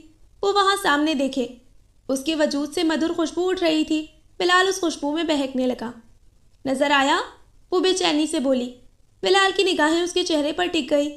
خوبصورت تراشیدہ بالوں کی اوٹ سے اس کا چہرہ تھوڑا تھوڑا جھانکتا ہوا بہت پیارا لگ رہا تھا۔ اب نظر آیا۔ شرمین کی نگاہیں چاند پر جمی تھی، بلال کی نگاہیں اس کے چہرے پر۔ اس سے پہلے مجھے اندازہ نہیں تھا स्याह बादलों की ओट से झांकता चांद इतना खूबसूरत दिखाई देता है। ओहो, आप देखने कहाँ लगे? शर्मीन ने झुंझलाकर उसकी तरफ देखा तो वो अलर्ट हो गया। कहाँ? बिलाल ने आंखें सुकेड़ कर देखना चाहा और कुछ इस तरह से झुका कि शर्मीन के बाल उसके चेहरे को छूने लगे। चांद तो उसे नजर आ गया, लेकिन वो दानिस्ता अनजान बना रहा। शर्मीन बेचैन हो गई, जैसे अब चांद दिखाकर ही दम लेगी। कहने लगी, मेरी तरफ देखे। आपकी ही तरफ तो देख रहा हूँ। शर्मीन चांद दिखाने की जुस्तजू में थी, इसलिए उसके लफ्ज़ों पर गौर न कर सकी। वो सामने नीम का दरख्त नजर आ रहा है, उसके पीछे मस्जिद है, बिल्कुल उसके ऊपर छोटा सा सितारा चमक रहा है। उसके पास अब नजर आया? शर्मीन ने निशानदही करके बिलाल की तरफ देखा। वो मुश्ताक अंदाज में उसकी तरफ देख रहा था। शर्मीन की भवें तन गई। कहाँ देख रहे हैं आप? चांद की तरफ, मगर नजर नहीं आ रहा। वो बौखला गया। शर्मीन उससे दूर हटकर खड़ी हो गई, फिर करख्त लहजे में बोली, माफ़ कीजिएगा, अब मैं आपको गोद में लेकर तो चांद दिखाने से रही। ये कहते हुए वो दूसरी तरफ उन सब लोगों के पास आ गई। सूबिया मुसलसल उन्हीं की तरफ देख रही थी और हैरान थी बिलाल की चालाकियों पर। चूँकि शर्मीन ने चांद सबसे पहले देखा था, इस लिहाज से वो सबसे ज़्यादा खुश थी। लेकिन अब उसका मुंह फूला हुआ था। बारी बारी सब लोग नीचे चले गए। सूबिया बिलाल के करीब आ गई। ये चांद देखने दिखाने का कौन सा तरीका है? वो बिलाल को घूरते हुए बोली, मगर वो ठिठाई से हंस रहा था। फिर कान खुजाते हुए बोला, हुकूमत पाकिस्तान की ज़मानत से जारी हुआ है। बिलाल ने शरारत से आंख दबाई और सीढ़ियाँ उतरकर नीचे भाग गया। सूबिया का मुंह खुले का खुला रह गया। अगले ही पल वो भी नीचे थी। ईद का दिन मसरतों से लबरेज था। नमाज ईद के बाद और भी हंगामा पैदा हो गया। बिलाल हर एक से लड़ झगड़ कर ईदी वसूल कर रहा था, भाभीयों से अलहदा और भाइयों से अलहदा। अम्मी से ईदी लेने के बाद जब वो अब्बू की तरफ बढ़ा तो उन्होंने ईद मिलकर ईदी ना देने की झंडी दिखा दी। ये बेईमानी है, ईदी तो मुसलमानों का हक है। अम्मी ने बेटे की हिमायत की। बशर्ते के मुसलमान रोज़े भी रखते हो। उन्होंने फ़ौरन जवाब दिया, इस बार पूरे 15 रोज़े रखे हैं मैंने। वो तुर्रम खान बना, बाकी 15 क्या आपके ससुरालियों ने रखने थे? 21 रोज़े तो मैंने रखे हैं चाचू। 10 साला ज़ीशान दरमियान में बोला तो बिलाल जल गया। तुम दरमियान में कहाँ से आ गए? ये मेरा और मेरे अब्बू का मामला है। जी नहीं, ये तुम्हारा और तुम्हारे अल्लाह का मामला है। वो भी इनाम सिर्फ उन्हीं को देता है जो बिना उज़र रोज़े नहीं छोड़ते। ये कहते वो उसके पास से गुजर गए। मुझे याद नहीं पड़ता कि आज तक अब्बू ने कभी मुझे ईदी दी हो। इसी बात से अंदाज़ा लगा लो कि तुम कब से रोज़े नहीं रख रहे हो। सुमेरा भाभी ने नोमी के बाल संवारते हुए कहा, चाचू वैसे आपको रोज़े नहीं छोड़ने चाहिए। एक रोज़ा छोड़ने की कितनी सख्त कज़ा होती है, बंदा सारी उम्र भी रखे तब भी अदा नहीं कर सकता। बिलाल ने झुंझलाए से अंदाज में ज़ीशान के आगे हाथ जोड़ दिए। मुआफ़ कर नन्हे मुल्ला, ये नसीहत आमेज़ ख़त कहीं और जाकर इरसाल कर, यहाँ असर नहीं होने वाला। उसके साथ ही वो भी वहाँ से खिसक गया। किचन में आया तो शर्मीन खीर के बर्तन ट्रॉली में रख रही थी। गोल्डन सिल्क का सूट जिस पे मैरून एप्लिक दबके का नफीस काम हुआ था, गोल्डन टिशू का बड़ा सा दुपट्टा। गो के बाल कटे हुए थे, लेकिन फिर भी उसने जैसे तैसे उसमें चुटिया डाल रखी थी। बड़े बड़े झुमके, चूड़ियों और मेहंदी से भरी कलाइयाँ। अपनी मनमोहनी सूरत के हमरा वो सीधे दिल में उतरती जा रही थी। वो उसके करीब आया और सताइशी निगाहों से उसकी तरफ देखने लगा। शर्मीन झिझक गई और दुपट्टे को ख्वामखा दुरुस्त करने लगी। आज तो आप डिप्टी साहब का शाहकार लग रही हैं, वो सताइशी अंदाज डालकर बोला। डिप्टी? शर्मीन समझ ना पाई। डिप्टी नज़ीर अहमद, वो मुस्कुराकर बोला। बाय द वे, आपके यहाँ ईद मुबारक कहने का रिवाज नहीं? चलिए हम पहल किए देते हैं। ईद मुबारक हो, उसने बड़े जज्ब से कहा। शर्मीन बुरी तरह झीप गई। आपको भी, वो इतना ही कह सकी। क्या? उसे सताने में लुत्फ आया। ईद मुबारक, शर्मीन ने आंखें दिखाई। वो हंसते हुए खीर उंगली से चाटने लगा। अमूमन लोग अपने घर में ईद इसलिए नहीं करते ताकि लोगों को ईदी देने से बच जाएं। गालिबन आपका भी ऐसा ही इरादा दिखाई देता है, तभी आप ईद मनाने इधर आ गई। शर्मीन उसकी बात का बुरा मान गई। आपकी इत्ला के लिए अर्ज़ है कि मैं अपनी सारी सहेलियों को निपटा कर आई थी, तो क्या मैं आपको दिखाई नहीं देता? शर्मीन ने आंखें फाड़कर बिलाल की तरफ देखा। मेरा मतलब है आपसे इतना भी नहीं हो सका? एक छोटा सा कार्ड लेकर मौलवी इस्माइल मेरठी के 2 शेर ही लिख देती, हमें तो वो भी काबिल कबूल होता। अचानक ही सूबिया पीछे से आ गई, गला खंकार कर बोली, میرا احتجاج ہے مرحوم کو صرف بچوں کا ہی شاعرانہ سمجھا جائے۔ اس بیجا مداخلت پر بلال سر پٹا گیا۔ دوسرے ہی پل صوبیہ ہاتھ پھیلا کر اس کے سامنے آ گئی۔ نکالو میری عیدی۔ بلال کو 2 دن قبل والی اپنی بربادی پورے جزیات سمیت یاد آئی۔ کجا کہ اس پر یہ ڈھٹائی۔ چلو چلو یہاں سے، بلال نے بدلحاظی سے کہا۔ اے ہے، تم ایسے کر رہے ہو جیسے تم سے ادھار مانگ رہی ہوں۔ تمہارا کیا بھروسہ، نہ جانے کیا کچھ مانگ لو۔ بے فکر رہو، جان نہیں مانگوں گی، شرافت سے عیدی دو۔ واہ واہ، رشتہ ہے جو شرافت سے اٹھا کر دے دوں۔ خاطر جمع رکھو، تم سے رشتہ داری تو کوئی پاگل ہی کرے گا۔ جو تم سے رشتہ جوڑ سکتا ہے وہ ہم سے رشتہ داری بھی کر سکتا ہے۔ بکواس نہیں کرو، صوبیہ جل بھن گئی۔ میری عیدی دے رہے ہو یا نہیں؟ وہ جارحانہ انداز میں بلال کی طرف بڑھی۔ بلال کو اندازہ ہو گیا تھا کہ وہ ٹلنے والی نہیں ہے، سو فوراً ہی چینل بدل کر بولا۔ کتنے افسوس کی بات ہے، ہم سے منتیں کر کر کے مانگ رہی ہو۔ کوئی اور تمہیں اس ہولیے میں دیکھ لے تو تم پہ اپنی ساری دولت وار دے۔ عیدی تو بہت معمولی چیز ہے۔ کیا خیال ہے بلا نہ لیا جائے موصوف با ادب با ملاحظہ کو؟ ایڈیٹ! صوبیہ بری طرح جھیپ گئی اور لگی برتن درست کرنے۔ بلال تیر نشانے پر لگا کر بے حد مسرور تھا۔ شرمین جو اتنی دیر سے ان کی نوک جھونک دیکھ رہی تھی، بلال کی طرف دیکھ کر بولی، بلال ویسے آپ بڑے چالاک ہیں۔ تو یہ کون سی چھوٹی چالاک ہے؟ دیکھو دیکھو اس کی تیاری کو، ضرور زیادہ مال ہتھیانے کا ارادہ ہے، تبھی تو اتنی نکسک سے تیار ہوئی ہے، ورنہ تو یہ 4 دن تک منہ نہیں دھوتی تھی۔ بلو کے بچے! صوبیہ نے مارنے کے لیے چمچہ اٹھا لیا۔ شادی ہو گئی تو خیر سے بچے بھی ہو جائیں گے، ابھی جلدی کیا ہے؟ اسی اثنا میں بڑی بھابھی کچن میں داخل ہوئی۔ یہ تم لوگوں نے کیا ہٹر بونگ مچا رکھی ہے؟ اور صوبیہ، یہ تم کیا کر رہی ہو؟ امی بلا رہی ہیں تمہیں۔ شہزیب اور تائی امی کب سے آئے ہوئے ہیں، تمہیں پتہ نہیں؟ چلو جا کر سلام کرو، میں ٹرالی شرمین کے ہاتھ بھیج رہی ہوں۔ بھابھی اطلاع دے کر تواضع میں جھک گئی اور اس کے اوپر جیسے منو بوجھ آ گرا۔ بلال بڑی شاندار اور شریر مسکراہٹ سے اسے دیکھ رہا تھا۔ کیا بدتمیزی ہے، وہ روحان سی ہو گئی۔ پوچھ کر آؤں؟ وہ لطف لے کر بولا۔ پاؤں پٹک کر وہ کچن سے باہر نکل گئی، لیکن ڈرائنگ روم میں سبھی لوگ بیٹھے تھے، اس کی وہاں جانے کی ہمت نہ ہو سکی۔ وہ کیسے سامنا کرتی سب لوگوں کے سامنے اس شخص کا جو صرف نگاہوں کے راستے ہی دل کی دھڑکنوں کو اپنے اختیار میں لے لیا کرتا تھا۔ وہ اپنے کمرے میں آ کر بیٹھ گئی۔ تھوڑی دیر کے بعد ہی تائی امی شرمین کے ہمراہ اس کے کمرے میں آ گئی، اسے ڈھیروں پیار کیا، دعائیں دیں اور پھر 1000 کا نوٹ اس کے ہاتھ میں تھما دیا۔ کچھ دیر بیٹھ کر بات چیت کی اور پھر چلی گئی۔ وہ یوں ہی بیٹھی رہی، نہ جانے اسے اچانک کیا ہوا تھا۔ جتنا صبح سے چہک رہی تھی، چھیڑا اسے ستانے کی غرض سے کئی بار کوشش بھی کی وہ ڈرائنگ روم میں چل کر بیٹھے جہاں باقی سب کے ہمراہ شہزیب بھی بیٹھے ہوئے تھے، لیکن اس نے ٹال دیا اور کاموں میں مصروف ہو گئی۔ مہمانوں کی آمد و رفت نے ایک کام بہتر کیا کہ وہ لوگوں کی نظروں سے بچی رہی۔ جو وقت گزرتا رہا اسے شہزیب پر غصہ آتا رہا۔ جب مجھ سے نہیں ملنا تھا تو پھر یہاں کس خوشی میں آئے ہیں؟ بڑی شان سے بیٹھے ہوئے ہیں، جیسے میں ہی جا کر سلام کروں۔ میں کیوں جل کے لس رہی ہوں؟ میری طرف سے بھاڑ میں جائے۔ مگر یہ سب تیاری یوں ہی ضائع ہو جائے گی۔ اسے اپنے اوپر رونا آنے لگا۔ معان بلال کچن میں آیا، وہ خالی برتن سنک پہ رکھ رہی تھی۔ ہیلو ڈیئر سسٹر، 1 کپ چائے کا ملے گا؟ اس کا دل تو چاہا کہے نہیں، لیکن وہ خاموشی سے چائے بنانے لگی۔ بلال نے اس کی طرف مسکرا کر دیکھا۔ ایک مہربانی اور کرنا، یہ چائے میرے کمرے میں پہنچا دینا، سخت تھک گیا ہوں، آرام کرنے اوپر جا رہا ہوں۔ چائے پہنچ جائے گی نا؟ اس نے تسلی کی۔ صوبیہ نے خاموشی سے اسبات میں بس گردن ہلا دی۔ وہ مسکرا کر کچن سے باہر نکل گیا۔ اس نے 1 کے بجائے 2 کپ چائے کے بنائے، ایک اپنے لیے اور ایک بلال کے لیے۔ پھر وہ اوپر آ گئی۔ دروازہ نیم وا تھا اور اندر سے ہلکی ہلکی موسیقی کی آواز آ رہی تھی۔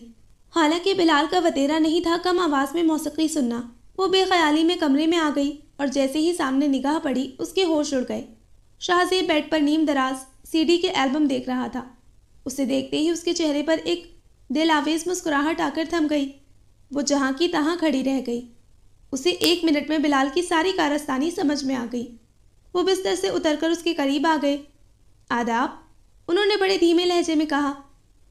وعلیکم آداب، وہ بوکھلا کر بولی۔ شہزیب نے اس کے ہاتھ سے ٹرے لی اور سائڈ ٹیبل پر رکھ دی۔ کیا یوں ہی کھڑے رہنے کا ارادہ ہے؟ انہوں نے شوق سے اس کی طرف دیکھ کر پوچھا۔ صوبیہ شرمندہ ہو گئی اور سر جھکا لیا، گویا ہوش میں آ گئی ہو۔ عید مبارک ہو، وہ ان کے بھاری بھرکم پاؤں پر نگاہ جماتے ہوئے آہستگی سے گویا ہوئی۔ شاہزیب ہلکا سا قہقہہ لگا کر رہ گئے۔ اس طرح کہتے ہیں عید مبارک؟ انہوں نے معنی خیزی سے پوچھ کر شعر پڑھا۔ ہے رسم زمانہ، چلو بڑھ کر گلے لگاؤ، ہماری بھی عید ہو جائے کسی خوش نصیب کی طرح۔ وہ بدک کر ایک قدم پیچھے ہٹی تو وہ ہنس پڑے۔ اس طرح تو پھر ہم بھی آپ کی مبارکباد وصول نہیں کریں گے، وہ شوخی سے بولے۔ صوبیہ سراسیمہ ہو گئی، انہوں نے اس کا ہاتھ تھام لیا۔ کوئی انوکھی فرمائش تو نہیں کی میں نے؟ انوکھی نہیں، مشکل ضرور ہے، وہ تھوک نکل کر بہت آہستگی سے بولی۔ چلیے یہ مشکل میں دور کر دیتا ہوں۔ وہ ایک قدم آگے بڑھے، صوبیہ لمحوں میں 10 قدم پیچھے چلی گئی۔ پلیز، اس کی سمجھ میں نہیں آیا کہ اس وقت کیا کہے اور کیا کرے۔ شاہزیب اپنی جگہ پر رک گئے۔ کالا جارجٹ کا سوٹ جس پر ہم رنگ ریشم اور موتی کا بڑا خوبصورت اور نفیس کام تھا، لمبی سی چوٹی جس میں موتیا کے پھول گوندے تھے آگے پڑی تھی، کلائیاں چوڑیوں سے بھری ہوئی تھیں، اس کے باوجود دونوں ہاتھوں میں موتیوں کے گجرے بندھے ہوئے تھے۔ سفید رنگ کی ہلکی سی جولری پہنے وہ کسی قیامت سے کم نہیں لگ رہی تھی۔ یہ زیادتی ہے، وہ اسے اپنی نظروں کے حصار میں لیتے ہوئے خفگی سے بولے۔ صوبیہ جوں کی تو کھڑی رہی۔ بندہ آداب سے واقف نہ ہو تو کم از کم مہمان نواز تو ہونا چاہیے۔ اتنے لمبے سفر کی تھکن صرف ایک چائے کے کپ سے تو نہیں اتر سکتی۔ آپ نے ابھی تک کھانا نہیں کھایا؟ صوبیہ نے اپنے تئیں بڑا معقول سوال کیا تھا۔ شاہزیب اس کی بے وقوفی پر زور سے ہنس پڑے۔ وہ اس کے قریب آئے، پھر کئی لال ہرے نوٹ اس کا ہاتھ پکڑ کر ملامت سے اس کے ہاتھ پر تھماتے ہوئے بولے۔ سورج دوں یا چاند، تجھے کیا تحفہ دوں عید کا؟ شکر ہے اس دن مل جاتا ہے موقع تیری دید کا۔ صوبیہ روپیوں کی طرف ہونکوں کی طرح دیکھنے لگی۔ ان سب کا میں کیا کروں گی؟ وہ ایک دم اتنے سارے پیسے دیکھ کر گھبرا گئی۔ کشتیاں بنا کر پانی میں چلانا، بڑا لطف آئے گا۔ شاہزیب نے فوراً مشورہ دیا تو صوبیہ مزید شرمندہ ہو گئی۔ وہ یک ٹک اس کی طرف دیکھ رہے تھے۔ اچانک فرمائشی انداز میں بولے، لاؤ میری عیدی۔ صوبیہ سچ مچ میں بوکھلا گئی، نروس ہوتے ہوئے بولی، میرے پیسے تو نیچے پڑے ہیں۔ اب کی بار شاہزیب کی ہنسی بڑی جاندار تھی۔ میں کیا کروں، مجھے تو ابھی عیدی چاہیے، وہ ڈھٹائی سے ضدی انداز میں بولے۔ صوبیہ نے وہی پیسے جو شاہزیب نے دیے تھے انہی کی طرف بڑھا دیے۔ یہ کیا، ہمارے ہی پیسے اور ہمیں ہی واپس کیے جا رہے ہیں؟ وہ بری طرح شرمندہ ہو گئی، روحانسی ہو کر بولی، میں کیا کروں، میرے پاس تو اس وقت کچھ بھی نہیں ہے۔ شاہزیب کی نگاہیں اس پر ٹک گئی، مدھر بے خود لہجے میں کہنے لگے، ہے تو بہت کچھ، یہ اور بات کے دینے میں کنجوسی کر رہی ہو۔ نیچے امی میرا انتظار کر رہی ہوں گی، وہ گھبرائے سے انداز میں بولی۔ وہ جانے لگی، انہوں نے بڑھ کر اس کا آنچل پکڑ لیا۔ صوبیہ بوکھلا گئی، تیزی سے ان کے سامنے سے نکلی اور تیزی سے نکل گئی۔ شاہزیب اس کی حالت پر ہنس پڑے۔ ان کے منہ سے برجستہ یہ شعر نکلا تھا، پھریں گے دن ہمارے بھی تم کو یاد رہے، ہنسی اڑائے گا کب تک ہماری عید کا چاند۔ اس کے بعد صوبیہ ایک لمحہ بھی وہاں نہیں رکی اور نیچے آ گئی۔ عید چلی گئی تھی لیکن وہ بہت دن تک اس ملاقات کے کیف میں رہی تھی۔ ہمیشہ ایسا ہی ہوتا تھا، خاندان کی کسی تقریب میں یا شاہزیب کے گھر آتے تب ان سے ملنے کے بعد وہ اپنے اندر نئی ترنگ اور انوکھے احساس کو محسوس کیا کرتی۔ گھنٹوں نہیں دنوں ان کے خیالوں میں گم رہتی۔ انہی خوشگوار لمحات میں وقت اتنی رفتار سے گزر رہا تھا۔ شرمین کو یہاں سے گئے 15 دن ہو چکے تھے۔ سارا گھر اس کی کمی کو محسوس کر رہا تھا، حالانکہ وہ آئی ہی تھی جانے کے لیے، لیکن وہ 3 ماہ اس طرح گزار کر گئی تھی کہ گھر کا فرد محسوس ہونے لگی تھی۔ وہ شاید شرمین کو سب سے زیادہ مس کرتی اگر وہ اپنی پڑھائی میں مصروف نہ ہوتی۔ بی اے کے فائنل ایگزامز کی تیاری میں وہ اتنی مصروف تھی کہ اسے بلال کی بدلتی سرگرمیوں اور دلچسپی کا علم بھی نہیں ہو سکا کہ وہ آج کل کیا کر رہا ہے۔ یہ پول تو اچانک کھلی جب امتحان سے فراغت کے بعد حسب معمول وہ اپنے کمرے میں صفائی کرنے لگی۔ تب کتابیں درست کرتے ہوئے اسے معلوم ہوا کہ اس کی سہیلیوں کے سارے خط اور کارڈز اس کے کمرے میں نہیں ہیں۔ وہ دنگ رہ گئی۔ ان خطوط میں شاہزیب کے خط اور کارڈز بھی شامل تھے۔ اس نے سارے کمرے میں ڈھونڈ لیے لیکن جب نہیں ملے تو اسے سوچنا پڑا کہ کہاں جا سکتے ہیں۔ اچانک اس کا دھیان بلال کی طرف گیا۔ وہ اکثر اسے ستانے کی غرض سے یا اپنا مطلب نکلوانے کے لیے اس کی پرسنل ڈائری یا اس کی سہیلیوں کے خط چھپا دیا کرتا تھا، مگر اب اسے کیا تکلیف تھی۔ وہ دندناتی ہوئی بلال کے کمرے میں آئی اور دیکھ کر دنگ رہ گئی۔ وہ بڑے مزے سے اس کے خط پڑھ رہا تھا۔ وہ چیل کی طرح اس پر جھپٹی۔ بلو کے بچے، یہ کیا بدتمیزی ہے؟ وہ غصے سے لال پیلی ہو رہی تھی۔ بلال ایک دم سنبھل گیا لیکن ذرا بھی شرمندہ نہیں تھا۔ کہنے لگا، ابو کہتے ہیں مطالعہ کرنے سے انسان کی معلومات وسیع ہوتی ہے۔ یو ایڈیٹ، ابو کی لائبریری نہیں ہے کیا؟ وہ اس کی اس نئی منطق پر سر تاپا جھنجھلا گئی۔ ابو کی لائبریری میں ذرا بھی گلیمر نہیں ہے، میرا مطلب ہے رومانٹک کتابیں نہیں ہیں، تم ہی بتاؤ، آخر کب تک تاریخ اور فلسفہ پڑھتا رہوں گا؟ میرا نئی چیزیں پڑھنے کو جی چاہ رہا تھا، سو میں تمہارے خط لے آیا۔ ویسے اچھے خط ملتے ہیں تمہیں، کبھی ان کے جواب بھی تو پڑھواؤ۔ بلو، وہ چیخ پڑی، تمہیں شرم نہیں آتی ایسی حرکتیں کرتے ہوئے؟ جانتے ہو نا یہ اخلاقاً جرم ہے۔ اوہو، تو میں نے ابھی کون سی نقل کی ہے تمہارے خطوط کی؟ بس دیکھا ہی تو ہے۔ سچی اور پاکیزہ محبت میں خط و خطابت کس طرح کی ہوتی ہے؟ وہ معصومیت سے بولا۔ صوبیہ حونقوں کی طرح اس کی شکل دیکھنے لگی۔ یعنی پھر کوئی نیا چکر چلا رہے ہو؟ نیا نہیں، آخری، بلال سنجیدگی سے بولا تو صوبیہ دنگ رہ گئی۔ اس وقت وہ فلرٹی بلال نہیں بلکہ بہت سنجیدہ لگ رہا تھا۔ وہ کشمکش میں مبتلا ہو گئی، لیکن پھر اس کی بات کو ڈھونگ سمجھتے ہوئے اپنی چیزیں سمیٹنے لگی۔ اب تو میں تمہیں معاف کر رہی ہوں، اگر آئندہ تم نے میرے ساتھ ایسی حرکت کی تو میں سیدھا ابو کو شکایت کروں گی، سمجھے؟ وہ غصے سے پھنکارتی ہوئی کمرے سے باہر نکل گئی۔ کتنا بدتمیز انسان ہے یہ، وہ جزبز ہوتی رہی۔ 2 دن تک اس نے اس سے بات بھی نہیں کی۔ تیسرے دن بلال خود ہی اس کے کمرے میں آ گیا۔ صوبیہ، آؤ تمہیں آئس کریم کھلا کر لاتا ہوں۔ وہ بڑے حشاش بشاش موڈ میں تھا۔ شکریہ، مجھے رشوت سے کوئی دلچسپی نہیں، وہ اکل کھرے لہجے میں بولی۔ بلال نے اس سے پہلے ایسی حرکت بھی تو نہیں کی تھی جو وہ آسانی سے معاف کر دیتی۔ رشوت؟ بلال استہزائیہ بولا۔ ہاں تو اور کیا، تم اپنی اس نئی محبوبہ کے لیے مجھے رشوت دینے آئے ہو کہ میں اسے اپنی سہیلی بنا لوں، گاہے بگاہے اسے اپنے گھر بلاؤں، اس کے گھر تمہارے ساتھ آؤں جاؤں، اور پھر کیا ہو، میں تم دونوں کا کبوتر بن کر رہ جاؤں، کبھی اس کا خط تمہارے لیے پوسٹ کروں اور کبھی تمہارا خط اسے۔ 4 دن کے بعد تم تو نظریں پھیر لو، شرمندگی سے 2-4 میں ہوتی پھروں۔ اس نے ایک ہی سانس میں ساری جلی کٹی سنا ڈالی۔ اب ایسا نہیں ہوگا، بلال مستحکم لہجے میں بولا، اور میرا یقین کرو میں نے تمہارا ایک بھی خط نہیں پڑھا، صرف تمہیں ستانے کی غرض سے میں نے ایسا کیا تھا تاکہ تمہاری توجہ میری طرف ہو جائے۔ کیا مطلب؟ صوبیہ نے نہ سمجھتے ہوئے اس کی طرف دیکھا۔ مطلب یہ کہ تم اپنی زندگی میں اتنی مگن ہو کہ تمہیں معلوم ہی نہیں کہ ارد گرد کیا کچھ ہو رہا ہے اور ہونے والا ہے۔ بلال انتہائی سنجیدہ تھا، صوبیہ کو غور کرنا پڑا۔ کیا کہنا چاہ رہے ہو تم؟ وہ سنجیدگی سے بولی۔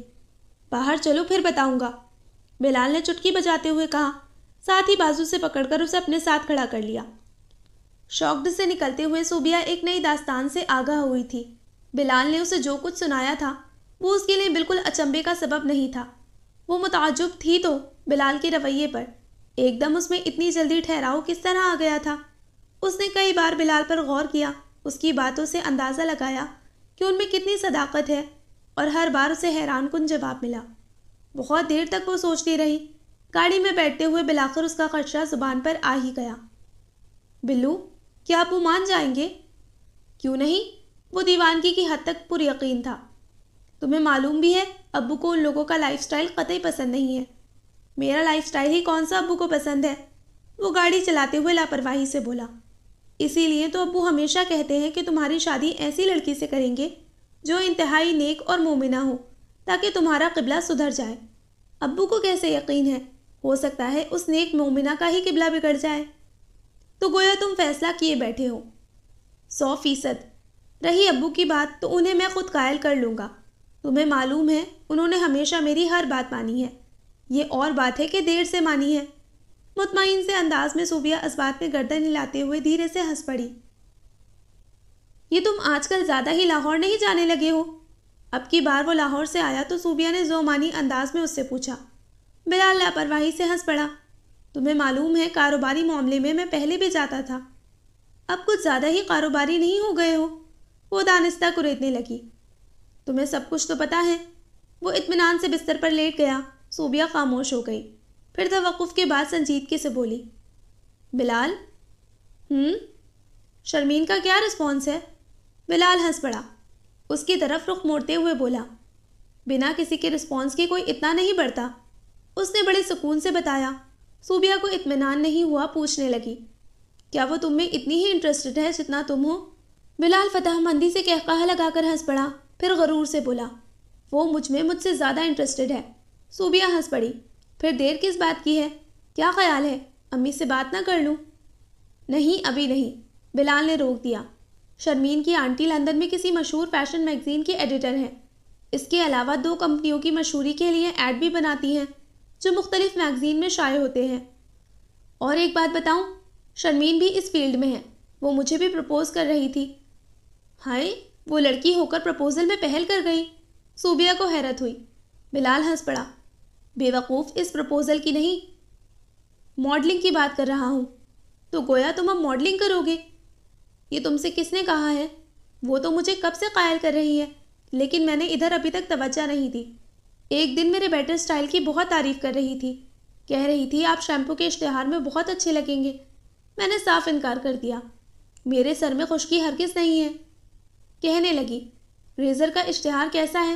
لو بھلا بتاؤ، 1.5 روپے کے بلیڈ کی خاطر میں اپنی مونچھیں صاف کروا لوں؟ پھر اس نے تمہیں کس ایڈ کے لیے منتخب کیا؟ صوبیہ نے دلچسپی اور بے چینی سے پوچھا۔ بنیان کی کمرشل کے لیے، بلال ناراضگی سے بولا۔ صوبیہ ہنس ہنس کر دوہری ہو گئی۔ اور سنو، ایک محترمہ بھی میرے ساتھ پوز شوٹ کریں گی۔ میں نے تو کہہ دیا۔ توبہ، کیسا زمانہ آ گیا ہے، بنیان پہن کر میں لڑکی کے سامنے کھڑا ہوں گا؟ ابو نے مجھے دیکھ لیا تو شہر بدر کر دیں گے، اور لڑکی مجھے دیکھے گی وہ علیحدہ۔ تو جانتی ہو کیا کہنے لگی؟ گھبرائیے نہیں، لڑکی کا منہ کیمرے کی طرف ہوگا، نہ کہ آپ کی طرف۔ مجھے بہت غصہ آیا۔ میں نے پوچھا، اور کیمرے کا منہ کس کی طرف ہوگا؟ تو ہنس کر خاموش ہو گئی۔ صوبیہ بے تحاشا ہنسنے لگی۔ تو پھر اب تم کون سا پرپوزل قبول کر رہے ہو؟ صرف شرمین کا، اس نے 2 ٹوک انداز میں کہا۔ صوبیہ نے دیکھا اس کے چہرے پر عجیب سی چمک اور آنکھوں میں سچی لگن تھی۔ دن رات ایک دوسرے کے تعاقب میں دوڑ رہے تھے۔ اچانک تائی جان اور شہزیب کی آمد سبھی کے لیے غیر متوقع تھی، اور پھر جو خبر سننے کو ملی وہ انتہائی افسوسناک تھی۔ زمینوں کے تنازع کے باعث نور العین کا بچپن کا رشتہ، جو اس کے ماموں کے یہاں طے تھا، ٹوٹ گیا تھا۔ یہ خبر سن کر اسے بہت زیادہ دکھ ہوا، لیکن وہ کیا کر سکتی تھی سوائے افسوس کے۔ تائی جان اور شہزیب کے چلے جانے کے بعد جو خبر اسے سننے کو ملی وہ اس کے لیے دھماکے سے کم نہیں تھی۔ پچھلی خبر کا سارا افسوس ہوا ہو گیا جب اسے پتہ چلا کہ یہ لوگ نور العین کا رشتہ بلال سے کرنے کے خواہش مند ہیں۔ مزید حیرت ہوئی تو اس بات کی کہ ان کی خواہش کا گھر والوں نے فوراً احترام کیا تھا۔ بقول ابو کے، اپنے ہی اپنی عزت کو سنبھالتے ہیں۔ تایا جان کے بعد ابو ہی دونوں گھروں کے بڑے تھے، سو انہوں نے بھائی کی عزت کو فوراً تھام لیا۔ صوبیہ نے اس رشتے کی خامیوں پر سب کی توجہ کروائی، بہت کوشش کی کہ ایسا نہ ہو، لیکن اکثریت نے اس کی دلیل کو بچکانا سمجھا۔ اس وقت خاندان کی عزت کا معاملہ تھا، بٹے سٹے پر کون دھیان دیتا۔ تمام کارروائیاں بہت تیزی سے طے ہو رہی تھیں، جیسے 2 دنوں میں شادی ہو جائے گی، اور شاید ایسا ہی ہوتا، کیونکہ جس لڑکے سے نور کا رشتہ ٹوٹا تھا اس کی شادی سے قبل وہ نور کو بیاہ دینا چاہتے تھے، تاکہ ان کی آن بان میں کوئی حرف نہ آئے۔ اتنا کچھ ہو گیا تھا، اور بلال ابھی تک لاہور سے نہیں لوٹا تھا۔ وہ سخت کبیدہ خاطر تھی، کوئی اس کی بات نہیں سمجھ رہا تھا، لیکن اسے 100% یقین تھا کہ بلال کو جیسے ہی یہ سب معلوم ہوگا وہ 2 منٹوں میں انکار کر دے گا، کیونکہ وہ تھا ہی ایسا، اپنے ہر معاملے میں ضدی اور اڑیل۔ 14 دن کے بعد بلال جب گھر آیا تو یہاں حالات ہی کچھ اور تھے۔ سب سے پہلے ان حالات سے آگہی اس نے بلال کو دی تھی۔ پھر ابو نے بڑے رسان و محبت سے بلال سے بات کی۔ بلال کی خاموشی بڑی پراسرار تھی۔ اسے مکمل یقین تھا کہ ابو نے جو اسے سوچنے کا وقت دیا ہے وہ یقیناً سوچ کر بھی انکار ہی کرے گا، لیکن بلال کا فیصلہ اس کی توقع کے خلاف ہوا۔ اس نے بنا کچھ کہے ابو کے فیصلے کے سامنے سر جھکا دیا، اور وہ دنگ رہ گئی۔ اس نے بہت کوشش کی کہ بلال کو اکسائے، بھڑکائے کہ وہ ایسا نہ ہونے دے، لیکن بلال خاموش رہا۔ کہا تو صرف اتنا، زندگی میں ہمیشہ وہ نہیں ہوتا جو ہم چاہتے ہیں، میری دعا ہے کہ تم ہمیشہ خوش رہو۔ بلو، تم اتنے بے بس کیوں ہو رہے ہو؟ وہ رو پڑی۔ کیا تم شرمین کو بھول جاؤ گے؟ کوشش کروں گا، تم بھی دعا کرنا، وہ بوجھل لہجے میں بولا۔ یہ لوگ انجانے میں تمہارے جذبات سے کھیل رہے ہیں، میں ایسا نہیں ہونے دوں گی۔ میں امی ابو سے خود بات کروں گی، شرمین کے متعلق بتاؤں گی۔ وہ جذباتی ہونے لگی۔ صوبیہ، تم ایسا نہیں کرو گی، بلال سخت لہجے میں بولا۔ جو کچھ بھی تمہیں پتا ہے تم کسی امانت کی طرح اسے اپنے پاس رکھو گی، اور بھول جاؤ تو یہ تمہارا مجھ پر احسان ہوگا۔ مجھے امید ہے تم میرے اعتماد کو ٹھیس نہیں پہنچاؤ گی۔ وہ بلال کو دیکھتی رہی۔ بلال مزید کچھ کہے بغیر اس کے پاس سے چلا گیا، اور وہ سوچ سوچ کر کڑتی رہی۔ میری خاطر بلال، تم اتنی بڑی قربانی دے رہے ہو، صرف میری خاطر؟ وہ سر گھٹنوں پر رکھ کر بے تحاشا رو پڑی۔ یہ بات اسے بہت بری طرح کھٹک رہی تھی کہ یہ سب کچھ اس کا رشتہ برقرار رکھنے کے لیے ہو رہا تھا۔ اگر ایسا نہ ہوتا تو گھر والے انکار بھی کر سکتے تھے، یعنی انہیں اپنی بیٹی کے رشتے کا خطرہ تھا، سو انہوں نے قربانی دے دی۔ اس کی مخالفت گاہے بگاہے سب کے سامنے آتی رہی اور یہ ناپسندیدگی شاہ زیب کے گھر والوں تک بھی ان کی بہنوں کے ذریعے پہنچ گئی۔ وہ مصر تھی یہ جتلانے پر کہ جلد بازی کی یہ رشتہ داری آگے جا کر نقصان کا سبب بنے گی۔ اس بات کا نتیجہ کیا ہوا کہ ان لوگوں نے اچانک رخصتی کا مطالبہ کر دیا۔ ادھر کیا دیر تھی، جیسے ہی انہوں نے رخصتی مانگی شادی کی تیاریاں شروع ہو گئیں۔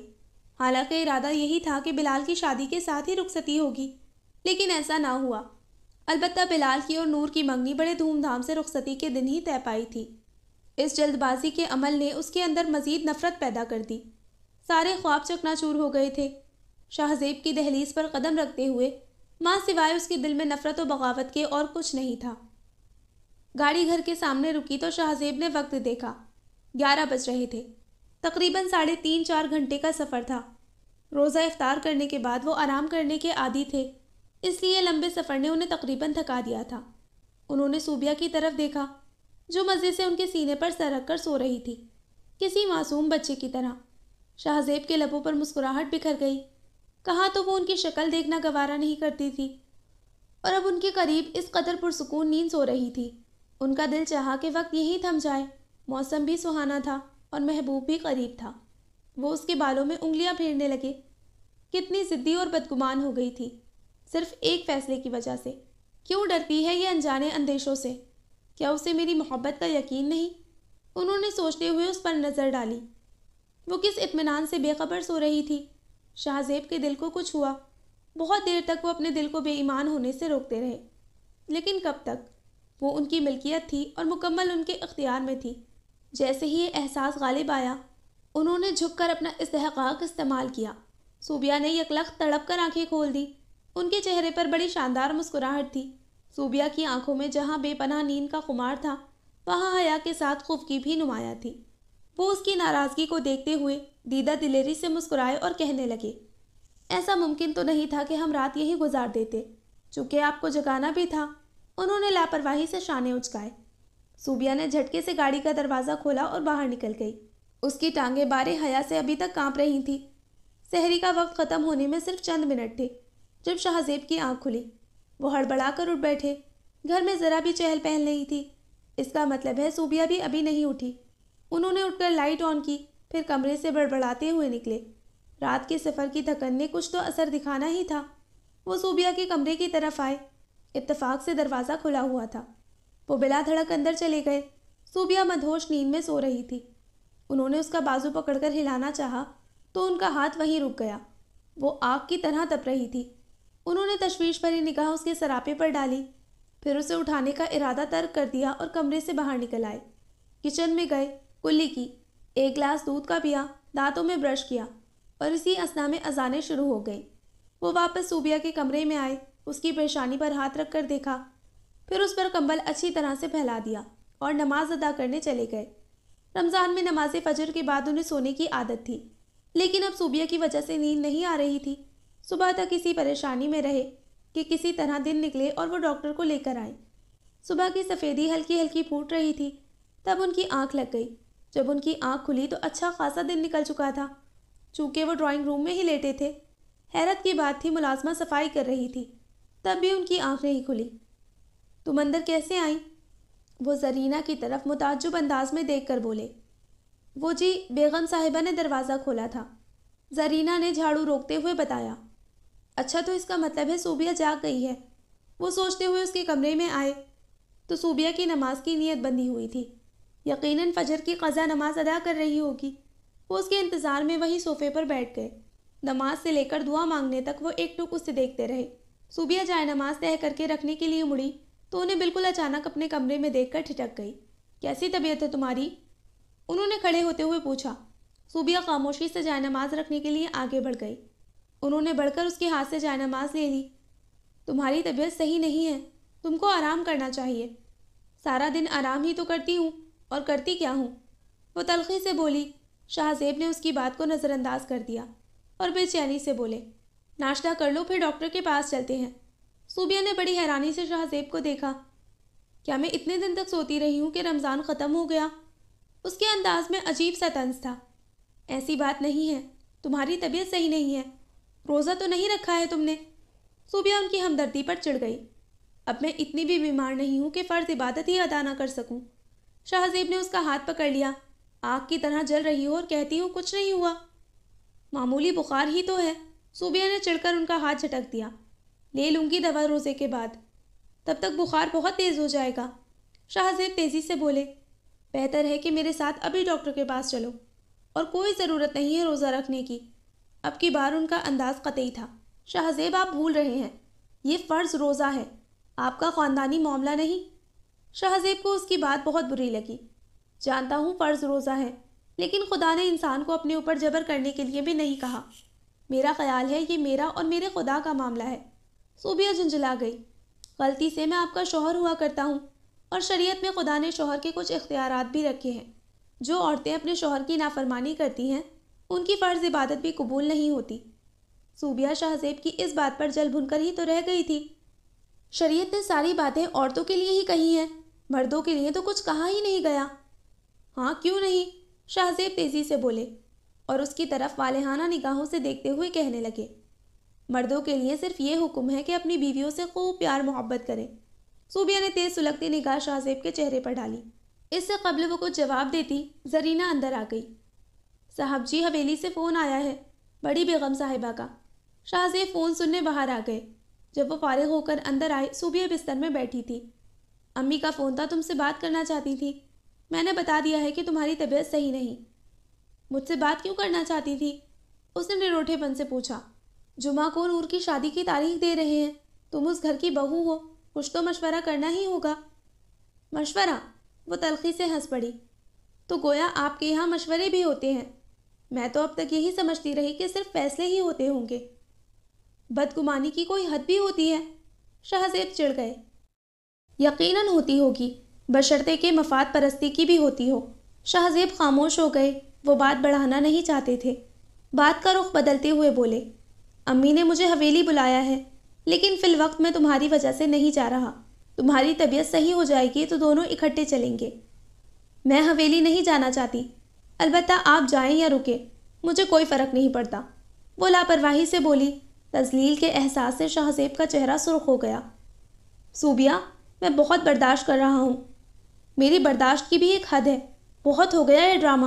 میں جتنا درگزر سے کام لے رہا ہوں تم اتنا ہی مجھے ٹارچر کر رہی ہو۔ رخصتی کے بعد سے تمہارا یہ رویہ انتہائی تلخ اور ناشائستہ ہے۔ تمہاری اس ساری بدگمانی کو میں دور کرنا چاہتا تھا۔ جو اندیشے تمہارے دل میں نور اور بلال کی منگنی کے بعد آئے تھے، میں تمہارے وجود سے وقتی خوشی حاصل نہیں کرنا چاہتا۔ اسی لیے میں نے تم کو وقت دیا کہ تم ذہن و دل کی آمادگی کے ساتھ اس حقیقت کو قبول کر لو۔ تمہیں کیوں اندیشہ ہے کہ وٹے سٹے کی شادی ہمارے لیے نقصان کا سبب بنے گی؟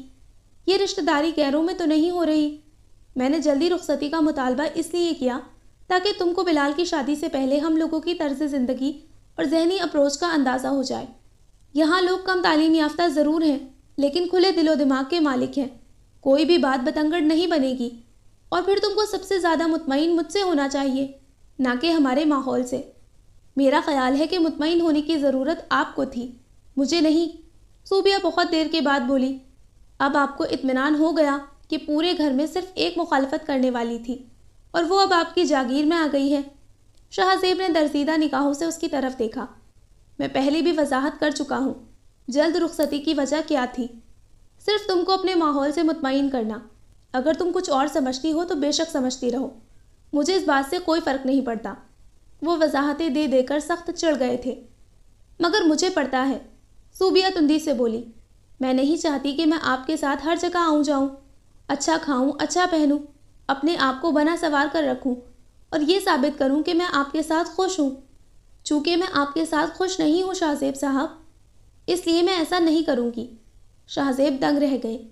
اس کے دل میں اتنی نفرت و بغاوت تھی ان کے لیے، اس بات کا ادراک انہیں نہیں تھا۔ صرف بہن کا رشتہ کرنے کی وجہ سے اتنا ذلیل ہونا پڑ رہا تھا۔ لعنت ہے ایسے رشتے پر، جب محبت ہی شک کی سلیب پر لٹک جائے۔ وہ کم از کم پچھلی محبت کو تو یاد رکھتی۔ اس نے سب ہی کچھ فراموش کر دیا تھا۔ وہ ہر چیز نظر انداز کر کے صرف ایک پہلو کو دیکھ رہی تھی۔ نور گری پڑی تو نہیں تھی، ذرا سی انا کی بات تھی بس، جس کی خاطر یہ سب کچھ کرنا پڑا، اس لیے کہ اس کے لیے بہت سے رشتے ہیں۔ اس کا فیصلہ بدلتے وقت ہمیں اس بات کا دکھ نہیں ہوگا کہ اس کی زندگی پر داغ لگ گیا۔ ہاں البتہ صوبیہ بیگم، آپ کو اس رشتے کی حقیقت کا احساس اچھی طرح سے ہو جائے گا۔ سوچ سوچ کر ان کا دماغ پھٹنے لگا تھا۔ 2 دن انتہائی خاموشی سے گزرے، وہ بھی اس لیے کہ اس کی طبیعت صحیح نہیں تھی۔ وہ چاہتے تھے کہ وہ گھر درست حالت میں جائے۔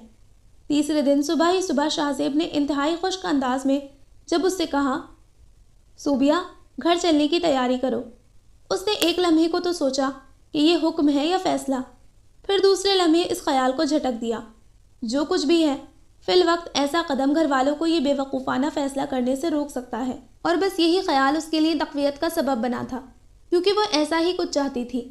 وہ گھر چلنے پر فوراً آمادہ ہو گئی۔ شاہ زیب کو اس کا یہ فوری عمل بڑا کھٹکا۔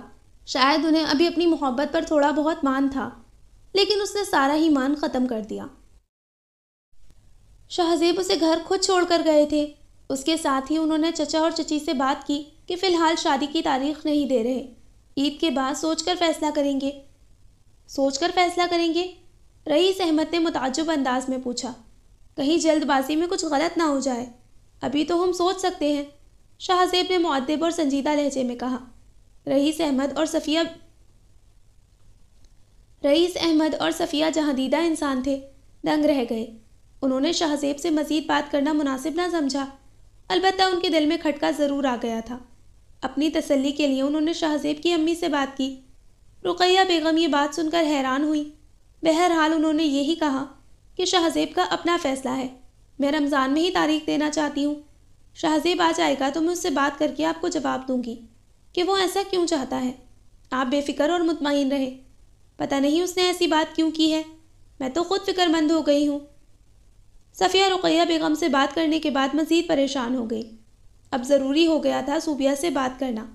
صفیہ نے بیٹی سے پوچھا کہ بات کیا ہے، تو صوبیہ نے بڑی صفائی سے جھوٹ بول دیا۔ مجھے نہیں معلوم۔ یہ کیسے ہو سکتا ہے؟ شاہ زیب نے اتنی بڑی بات ایسے ہی کہہ دی؟ کہیں تم نے تو کوئی الٹی سیدھی حرکت نہیں کی؟ ان کا خشرہ زبان پر آ گیا۔ امی، میں شادی سے قبل بھی اس رشتے کی مخالف تھی اور اب بھی ہوں۔ میں پہلے ہی کہہ چکی تھی کہ میں کسی کے دباؤ میں نہیں آؤں گی۔ اس کی ہٹ دھرمی پر امی کا دل ہول گیا۔ بے وقوف، تمہیں معلوم ہے تمہاری ان حرکتوں سے اب ایک نہیں 2 گھر برباد ہوں گے۔ خدا کرے آپ کو یہ بات اب بھی سمجھ میں آ جائے، اس سے قبل پانی سر سے گزر جائے۔ مگر شاہ زیب تو بڑا سلجھا ہوا انسان ہے۔ امی نے تفکر سے اس کی طرف دیکھا۔ لیکن بلال تو میری وجہ سے الجھ گیا ہے، قطعی سے انداز میں کہا اور اپنے کمرے میں چلی گئی۔ شام کو بلال گھر آیا تو اسے اچانک دیکھ کر جہاں خوش ہوا وہاں حیران بھی۔ وہ بھابھیوں کے ساتھ افطاری کا انتظام کر رہی تھی۔ یہ تم کب تشریف لائیں؟ وہ اندر کچن میں آ گیا۔ آج صبح ہی آئی ہوں۔ وہ پکوڑوں کا بیسن گھول رہی تھی۔ ابھی اس سے مزید بات چیت کرتا کہ امی نے آواز دے ڈالی، بلال۔ بلال امی کے پاس چلا گیا۔ وہ بے حد فکر مند اور ملول بیٹھی تھی۔ بلال، میں نے تم سے ایک اہم بات کرنی ہے۔ جی امی کریں۔ وہ ہمتن گوش تھا۔ میں صوبیہ کی طرف سے بے حد فکر مند ہوں، مجھے اس کی سمجھ نہیں آ رہی۔ پھر امی نے ساری بات بلال کی گوش گزار کر دی۔ بلال سوچ میں پڑ گیا۔ اسے صوبیہ سے ایسے رویے کی توقع نہیں تھی۔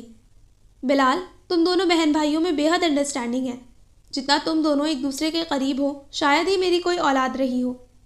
تم دونوں ایک دوسرے کی بات اچھی طرح سے سمجھ لیتے ہو اور ایک دوسرے کی بات سے واقف بھی ہوتے ہو۔ مجھے یہ بتاؤ، کیا تم اس رشتے سے خوش نہیں ہو؟ نہیں امی، یہ بات آپ نے کیسے سوچی؟ پھر صوبیہ نے کیوں کہا کہ بلال میری وجہ سے الجھ گیا ہے؟ امی کی بات پر بلال ایک لمحے میں بات کی تہہ تک پہنچ گیا۔ وہ بے وقوف اس حد تک حساس ہے، مجھے اس بات کا اندازہ نہیں تھا۔ وہ سوچتے ہوئے ہنس پڑا، پھر ماں کو مطمئن کرنے کی غرض سے بولا، آپ بے فکر رہیں، اگر اسے میری وجہ سے کوئی مس انڈرسٹینڈنگ ہے تو میں اسے کلیئر کر دوں گا۔ بہرحال آپ اطمینان رکھیں، ایسی کوئی بات نہیں ہے۔ بلال کے چہرے پر شگفتہ سی مسکراہٹ تھی۔ نماز عشاء اور تراویح ادا کرنے کے بعد وہ اپنے بستر میں لیٹی ہوئی تھی کہ بلال اس کے کمرے میں آ گیا۔ غم تنہائی منایا جا رہا ہے اور وہ بھی اکیلے اکیلے۔ وہ لائٹس آن کرتا ہوا خوشگوار انداز میں اس کے قریب آ کر بیٹھ گیا۔ تم سے کس نے کہا کہ میں غم تنہائی منا رہی ہوں؟ وہ ذرا سا ہنس کر سیدھی ہو گئی۔ تمہاری شکل سے تو ایسا ہی لگ رہا ہے کہ تم بے حد سوگوار ہو۔ کیا کروں، میری شکل ہی ایسی ہے، باقی سب لوگوں کی طرح منافقت سے کام نہیں لے سکتی۔ جو دل میں ہوتا ہے وہ چہرے پر عیاں رہتا ہے۔ اس نے طنزیہ ہنس کر کہا۔ یہاں کون منافقت کر رہا ہے؟ وہ تھوڑا سا مسکرایا۔ تم اور کون؟ وہ تندی سے بولی۔ تم منافقت کر رہے ہو۔ اگر تم پہلے ہی ساری بات امی ابو کو بتا دیتے، آج نور سے نہیں شرمین سے تمہارا رشتہ طے ہو چکا ہوتا۔ مگر تم کیوں چپ رہے؟ میری وجہ سے، ہے نا؟ بڑی فکر ہے تمہیں میری۔ تمہیں ہی کیا، باقی سب کو بھی، وہ مشتعل ہو کر بولی۔ تمہاری غلط فہمی ہے یہ، بلال آہستہ مگر قطعی سے انداز میں بولا۔ شرمین کو دھوکہ دے کر تم نور سے شادی کرو گے، یہ میری غلط فہمی ہے۔ یاد رکھو یہ غلط فہمی مجھ پر واضح ہے۔ اسٹاپ اٹ، بلال مشتعل ہو گیا۔ دھوکہ دیا نہیں ہے میں نے، بلکہ میں دھوکے میں رہا ہوں۔ شرمین مجھ سے محبت نہیں کرتی تھی، اس کے باوجود کہ میں اسے پہلی نظر میں بہت اچھا لگا تھا۔ وہ ہمیشہ میری تعریف کرتی، جو کہ میری حوصلہ افزائی کا سبب بنی، اور میں بڑھتے بڑھتے بہت بڑھ گیا۔ What do you mean? کیا وہ تم میں انٹرسٹڈ نہیں تھی؟ صوبیہ بری طرح چونکی۔ وہ مجھ میں انٹرسٹڈ تھی اور بے حد انٹرسٹڈ تھی، لیکن صرف ایک ماڈل کی حیثیت سے۔ وہ مجھے دیکھتی اور سراہتی۔ وہ میری ظاہری خوبیوں کی تعریف کرتی تھی تو اپنی فیلڈ میں ایک نئے چہرے کو متعارف کروانے کے لیے۔ اسے میرا ہیئر سٹائل، قد و قامت، چال ڈھال، غرض پورا وجود پسند تھا، لیکن اس وجود میں ایک دل بھی ہوتا ہے، اس نے اس طرف کبھی دھیان نہیں دیا۔ بلال سر جھٹک کر خاموش ہو گیا۔ صوبیہ حیرانی سے اس کی طرف دیکھ رہی تھی اور یقین کرنے کی کوشش کر رہی تھی۔ مجھے اپنے نظر انداز کیے جانے کا دکھ ملال نہیں، افسوس تو اس بات کا ہے کہ میں اسے صحیح سمجھ نہیں سکا اور اس سے اظہار محبت کر بیٹھا۔ کاش میں اپنے جذبے ضائع نہ کرتا۔ کتنے سکون سے کہہ گئی تھی وہ، بلال صاحب معاف کیجیے، میں نے آپ کے بارے میں کبھی ایسا نہیں سوچا۔ میری تو دلچسپی کا مرکز صرف یہ تھا کہ آپ ہمارے میگزین میں بطور ماڈل کام کریں۔ یہ تذلیل میری برداشت سے باہر تھی، کئی دن لگے مجھے سنبھلنے میں۔ وہ خاموش ہو گیا، پھر صوبیہ کی طرف تعصب سے دیکھتے ہوئے بولا، صوبیہ، میں نے شرمین سے سچی محبت کی تھی، ہمیشہ دھوکہ ہی دھوکہ دیا تھا۔ ٹھوکر پہلی بار کھائی ہے، اور وہ بھی اسی شرمین کے سامنے۔ یکدم میرا اپنا آپ حقیر سا ہو گیا۔ وہ صرف اپنا مطلب پورا کرنے کے لیے مجھے استعمال کرنا چاہتی تھی، اور میں سرتپا اس کے عشق میں ڈوب گیا۔ یہ میرے اعمال کی سزا نہیں تو اور کیا تھی؟ مجھے ایسا لگا جیسے میں نے اپنے رب کے احکامات کو ہمیشہ نظر انداز کیا تھا۔ آج اس نے اپنی ایک حقیر بندی کے ذریعے مجھ سے بدلہ لے لیا۔ سب فیصلے خدائے پاک کے ہوتے ہیں۔ انسان اپنے آپ کو کیا کچھ سمجھتا ہے، مگر خدا کے سامنے وہ کچھ نہیں ہے۔ بلال خاموش ہو گیا۔ صوبیہ حیرت سے اسے تک رہی تھی۔ جب میں لاہور سے آیا تو شدید نفسیاتی دباؤ کا شکار تھا۔ میں نہیں چاہتا تھا کہ میرا اعمال نامہ سب کے سامنے کھلے۔ میں نے عہد کر لیا تھا کہ میں خود سے کبھی یہ بات کسی کو نہیں بتاؤں گا۔ مجھے پتہ لگا وہ میرا رشتہ نور سے کرنا چاہتے ہیں۔ میں خاموش ہو گیا۔ زندگی میں پہلی بار میں نے صرف ایک لڑکی کی خواہش کی تھی، اور وہ بھی شرمین۔ شرمین کے بعد کوئی بھی لڑکی میری بیوی ہو سکتی تھی، سو میں نے نور کے لیے ہاں کر دی، بنا کسی دباؤ یا مصلحت کے۔ یہ فیصلہ میرا اپنا تھا۔ صوبیہ کو لگا جیسے ایک بھاری بوجھ اس کے کندھوں سے سرک گیا ہو۔ اس نے تشکر سے اپنا سر گھٹنوں پر ٹکا دیا۔ اب تم بتاؤ، تم نے یہ کیا کیا ہے؟ صوبیہ نے توقف سے سر اٹھایا اور ملال سے بلال کی طرف دیکھا۔ تم یہ سب کچھ مجھے پہلے نہیں بتا سکتے تھے؟ وہ رنجیدہ ہی نہیں شرمندہ بھی تھی۔ اگر مجھے اندازہ ہوتا تمہاری بے وقوفیوں کا تو میں تمہیں یقیناً ضرور بتا دیتا۔ صوبیہ خاموش ہو گئی تھی، یوں جیسے گہری سوچ میں مبتلا ہو۔ کیا سوچنے لگی ہو؟ بلال نے نرمی سے پوچھا۔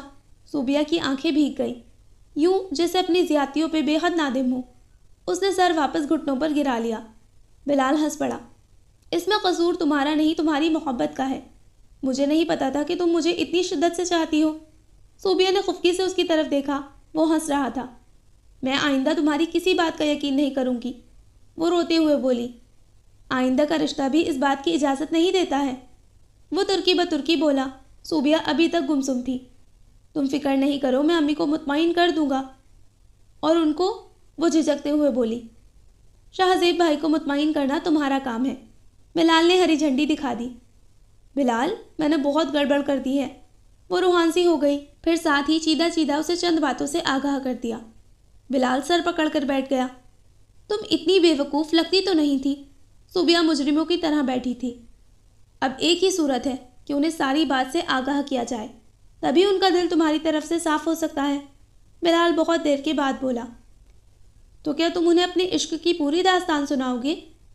تم نے کام ہی ایسا کیا ہے کہ یہ داستان اب چھپائی نہیں جا سکتی۔ وہ کچھ ناراضگی سے بولا، پھر قدرے سوچ کر کہا، بہرحال پوری بات تو نہیں بتائی جا سکتی، اس میں میری انسلٹ بھی ہوگی۔ کچھ اس طرح سے بات بناتا ہوں کہ ایک غلط فہمی کی بنا پہ کچھ اس طرح سے بات بتانا ہوگی کہ ایک غلط فہمی کی بنا پہ سب کچھ ہوتا چلا گیا۔ آخر تمہیں بھی تو سرخرو کرنا ہے۔ خیر تم فکر نہیں کرو، سب ٹھیک ہو جائے گا۔ آج 18واں روزہ تھا، حالانکہ بلال شہزیب سے مل آیا تھا اور انہیں ساری بات سے آگاہ کر دیا تھا، پھر بھی وہ اسے لینے نہیں آئے۔ ہاں البتہ تاریخ کا دن طے ہو گیا تھا۔ رمضان کے آخری جمعے میں وہ لوگ تاریخ دے رہے تھے۔ صوبیہ کے دن کشمکش میں گزر رہے تھے، ایک ایک لمحہ بھاری ہو رہا تھا۔ جمعے کو وہ لوگ بلال کی تاریخ لینے کے لیے گئے تو صوبیہ بھی ادھر سے ہی چلی گئی۔ فنکشن ختم ہونے کے بعد رقیہ بیگم نے بہو کو اپنی طرف سے ہی روک لیا، چونکہ تاریخ بہت مختصر تھی، یعنی 15 دن کی رکھی گئی تھی۔ فنکشن عید کے دوسرے دن سے شروع ہو جانا تھا، اس لیے صوبیہ کو رکنا پڑا۔ نور باصلاحیت اور اچھی لڑکی تھی، دیکھنے میں بے حد خوبصورت، البتہ کم تعلیم یافتہ، لیکن سلیقے اور طور طریقے سے قطعی کم پڑھی لکھی نہیں لگتی تھی۔ صوبیہ اب اسے نئے زاویے سے دیکھ رہی تھی، اس میں کہیں کوئی تنقید کی گنجائش نہیں نکلتی تھی۔ وہ شرمین کی طرح ماڈرن تو نہیں تھی، البتہ نیک سیرت اور باحیا تھی، جیسا کہ ابو کی خواہش تھی۔ سیما اور ربیہ بھی رہنے کے لیے آئی ہوئی تھی۔ دن رات مصروفیت میں گزرنے لگے، رمضان کے چھوٹے چھوٹے دن اور بے پناہ مصروفیت، دن گزرنے کا پتہ ہی نہیں لگ رہا تھا۔ صوبیہ کو شہزیب کی لاپرواہی بے حد کھٹک رہی تھی، حالانکہ وہ حویلی میں آ جا رہے تھے لیکن اس سے نہیں بولے، ایسے جیسے اس سے کوئی تعلق ہی نہیں ہے، بالکل اجنبیوں کی طرح کام کی غرض سے آتے اور چلے جاتے۔ انہی مصروفیات میں رمضان المبارک تمام ہوا۔ آج 29واں روزہ تھا، صبح سے ہی سب کو امید تھی کہ چاند ہو جائے گا۔ رات دیر تک شور ہنگامہ رہا، سب چاند کے منتظر تھے اور بالآخر چاند کو نکال کر ہی دم لیا۔ گاؤں میں چاند رات کا منظر اس کے لیے دلچسپ ہی نہیں، خوبصورت بھی تھا۔ ایسی پرجوش رونق اس نے پہلی بار دیکھی تھی۔ چاند دیکھ کر اس نے صدقے دل سے دعا کی تھی کہ شہزیب کا دل اس کی طرف سے صاف ہو جائے۔ یہ زندگی کی پہلی چاند رات تھی جس میں اس کا دل بے حد اداس تھا۔ سب لوگ ایک دوسرے کو مبارکباد دے رہے تھے۔ ربیہ نے مہندی گھول لی تھی، وہ سب کی فراغت کا انتظار کر رہی تھی، اور پھر اس نے سب سے پہلے صوبیہ کے ہاتھ پیروں میں خوبصورت مگر سادے انداز میں مہندی لگائی۔ عید کی صبح وہ بہت اہتمام سے تیار ہوئی تھی۔ ہلکا فیروزی ٹشو کا نفیس اور کامدار کرتا اور دوپٹہ، سلک کا ہم رنگ پاجامہ، لمبی سی گجروں سے گندھی چٹیا، مناسب جولری اور مناسب میک اپ میں وہ روایت سے ہم آہنگ بے حد پیاری لگ رہی تھی۔ شہزیب عید کی نماز پڑھ کر آئے تو وہ تائی جان کے پاس ان کے تخت پر ہی بیٹھی تھی۔ وہ اپنی ماں سے ملے اور پھر سب کو عیدی دی۔ بڑا خوشگوار ماحول ہو رہا تھا۔ صوبیہ کا دل چاہا کہ وہ بھی ان سے عیدی مانگے، لیکن وہ تو اسے مسلسل نظر انداز کر رہے تھے۔ وہ اٹھ کر کچن میں آ گئی۔ ہمیشہ عید کا دن اس کے لیے مصروف ہوتا تھا، لیکن یہاں ضرورت سے زیادہ ہی مصروف تھا۔ سیما اور ربیہ کے سسرال پھر گاؤں میں ایک دوسرے کے یہاں آنے جانے کی روایت بھی بہت زیادہ لگتی تھی، اس لیے سارا دن مہمانوں کا تانتا بندھا رہا اور وہ یہی موقع تلاشتی رہی کہ کسی طرح شہزیب سے ملاقات ہو سکے، لیکن دوپہر کے بعد وہ اسے گھر میں نظر ہی نہیں آئے، یوں جیسے غائب ہو گئے ہوں۔ وہ پریشان و متذبذب تھی۔ شام کو اسے پتہ لگا کہ شہزیب کے چند مہمانوں نے آنا تھا، اس لیے وہ گھر چلے گئے ہیں۔ تائی امی نے صوبیہ کو اورنگزیب کے ساتھ گھر بھجوا دیا تاکہ وہ مہمانوں کی دیکھ بھال خود کر سکے۔ پھر اگلے روز مہندی کا فنکشن بھی تھا، اسے اپنی تیاری بھی کرنا تھی۔ حویلی سے ان کے گھر تک کا فاصلہ زیادہ نہیں تھا، صرف شہزیب اس لیے اس گھر میں رہتے تھے کہ یہ جدید سہولتوں اور جدید طرز کی عمارت تھی۔ ان کا حلقہ احباب اور رہن سہن کچھ اس طرز کا تھا کہ انہیں حویلی سوٹ نہیں کرتی تھی۔ اورنگزیب گاڑی میں انہیں گھر تک چھوڑ گیا تھا۔ وہ گھر آئی تو اسے معلوم ہوا کہ مہمان ہو کر جا چکے ہیں، لیکن اسے شہزیب کہیں نظر نہ آئے، شاید مہمانوں کے ساتھ باہر چلے گئے تھے۔ وہ متفکر و ہراساں لاؤنج میں بے بس چکر کاٹتی رہی اور دل ہی دل میں لفظوں کو ترتیب دیتی رہی کہ کس طرح ان سے بات کرے گی، لیکن ہر لفظ ہر جملہ اپنی زیادتی کے سامنے حقیر اور کمتر لگ رہا تھا۔ وقت جوں گزر رہا تھا، اس کے اوسان قطع ہو رہے تھے۔ کیا وہ انہیں منا بھی سکے گی یا نہیں؟ وہ تھک ہار کر اپنے کمرے میں آ گئی اور سوچنے لگی کہ کس طرح انہیں منائے، کوئی ایسی بات، جملہ یا کوشش جس سے ان کا دل صاف ہو جائے، مگر اس کی کچھ سمجھ میں نہیں آیا۔ وہ بولائی پھرتی رہی اور بالآخر وہ شہزیب کے کمرے میں آ گئی۔ جیسے ہی اس نے لائٹس آن کی وہ دنگ رہ گئی۔ ان کا بیڈ روم پھولوں خوشبو سے معطر، آراستہ پیراستہ جنت کا نظارہ پیش کر رہا تھا۔ صوبیہ کو ایسے لگا جیسے اسے کسی نے فریز کر دیا ہو۔ وہ جہاں کھڑی تھی وہیں کھڑی رہ گئی۔ اس کے قدموں میں دور تک پھول ہی پھول تھے۔ وہ تو انہیں منانے آئی تھی، لیکن شہزیب کی اعلیٰ ظرفی پہ اس کی آنکھوں سے آنسو نکل آئے۔ نہ جانے وہ بھی کتنی دیر تک روتی کہ اس کی نگاہ سامنے میز پر پڑی جہاں خوبصورت ریپر میں چھوٹا سا گفٹ بندھا رکھا تھا اور اس کے اوپر سرخ گلاب کی بند کلی کا ایک کارڈ رکھا تھا۔ بے ساختہ وہ اس کی طرف بڑھی اور جھک کر کارڈ اٹھا لیا۔ بے یقینی سے کارڈ کی تحریر اس کی نظر کے سامنے دوڑنے لگی۔ میری تمام چاہتیں تمہارے نام، زندگی۔ مجھے معلوم ہے کہ آج کل تم سخت اضطراب میں ہو اور اپنے سابقہ رویے پر سخت ندامت محسوس کر رہی ہو۔ بلال سے ساری حقیقت جان لینے کے بعد مجھے شک ہی نہیں، یقین بھی تھا کہ تم مجھ سے جب بھی ملو گی معافی مانگنے کی کوشش کرو گی، اس لیے میں تم سے گریز کرتا رہا۔ جانے جہاں شاید تمہیں اندازہ نہیں کہ تم میرے لیے کیا ہو۔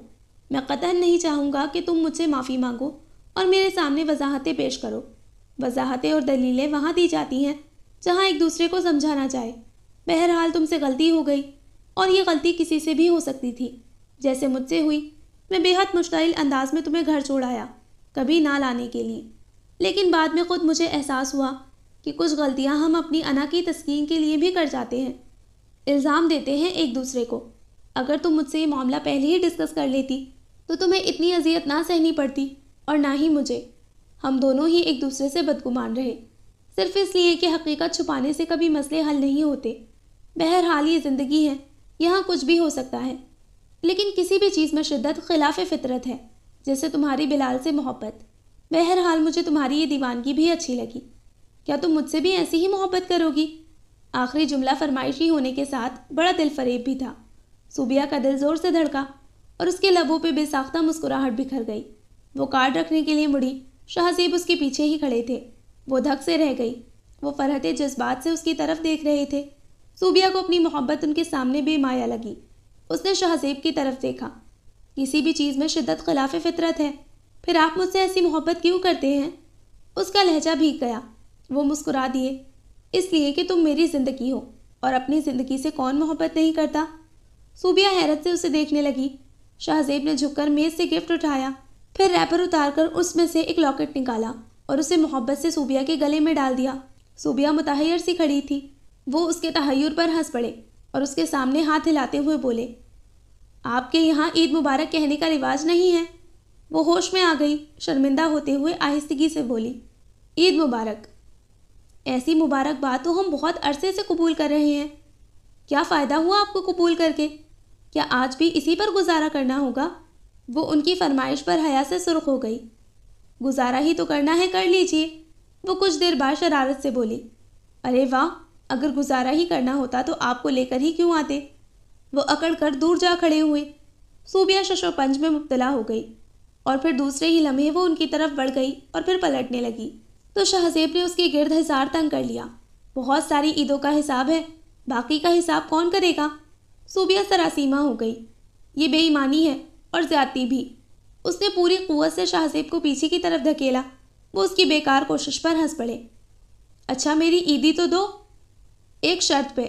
ان کی فرمائش پر صوبیہ فوراً بولی، پچھلی عیدوں کا حساب نہیں ہوگا۔ وہ ہنس پڑے، یہ حساب تو روزے قیامت تک چلے گا۔ آج کی عیدی بھی پھر آپ کو روزے محشر میں ہی ملے گی۔ صوبیہ ان کے بازو سے فرار ہونے لگی۔ سمجھو آج ہی حشر کا میدان ہے۔ انہوں نے فرار کی ساری راہیں مستعد کر دی۔ صوبیہ کی سٹی گم ہو گئی۔ شہزیب کا قہقہا بڑا جاندار تھا۔ دونوں کے لیے عید کا دن جتنا اداس تھا، اس کی شام اتنی ہی دلکش و دل فریب تھی۔ So listeners, this was the end of the novel میری عید تو تم ہو by میمونہ خورشید۔ اور یہ ناول مجھے تو اچھا لگا، اب آپ لوگ بتائیے کہ آپ کو کیسا لگا۔ جلدی ملتے ہیں ایک نئے ناول کے ساتھ، تب تک اپنا خیال رکھیے، دعاؤں میں یاد رکھیے۔ اللہ حافظ۔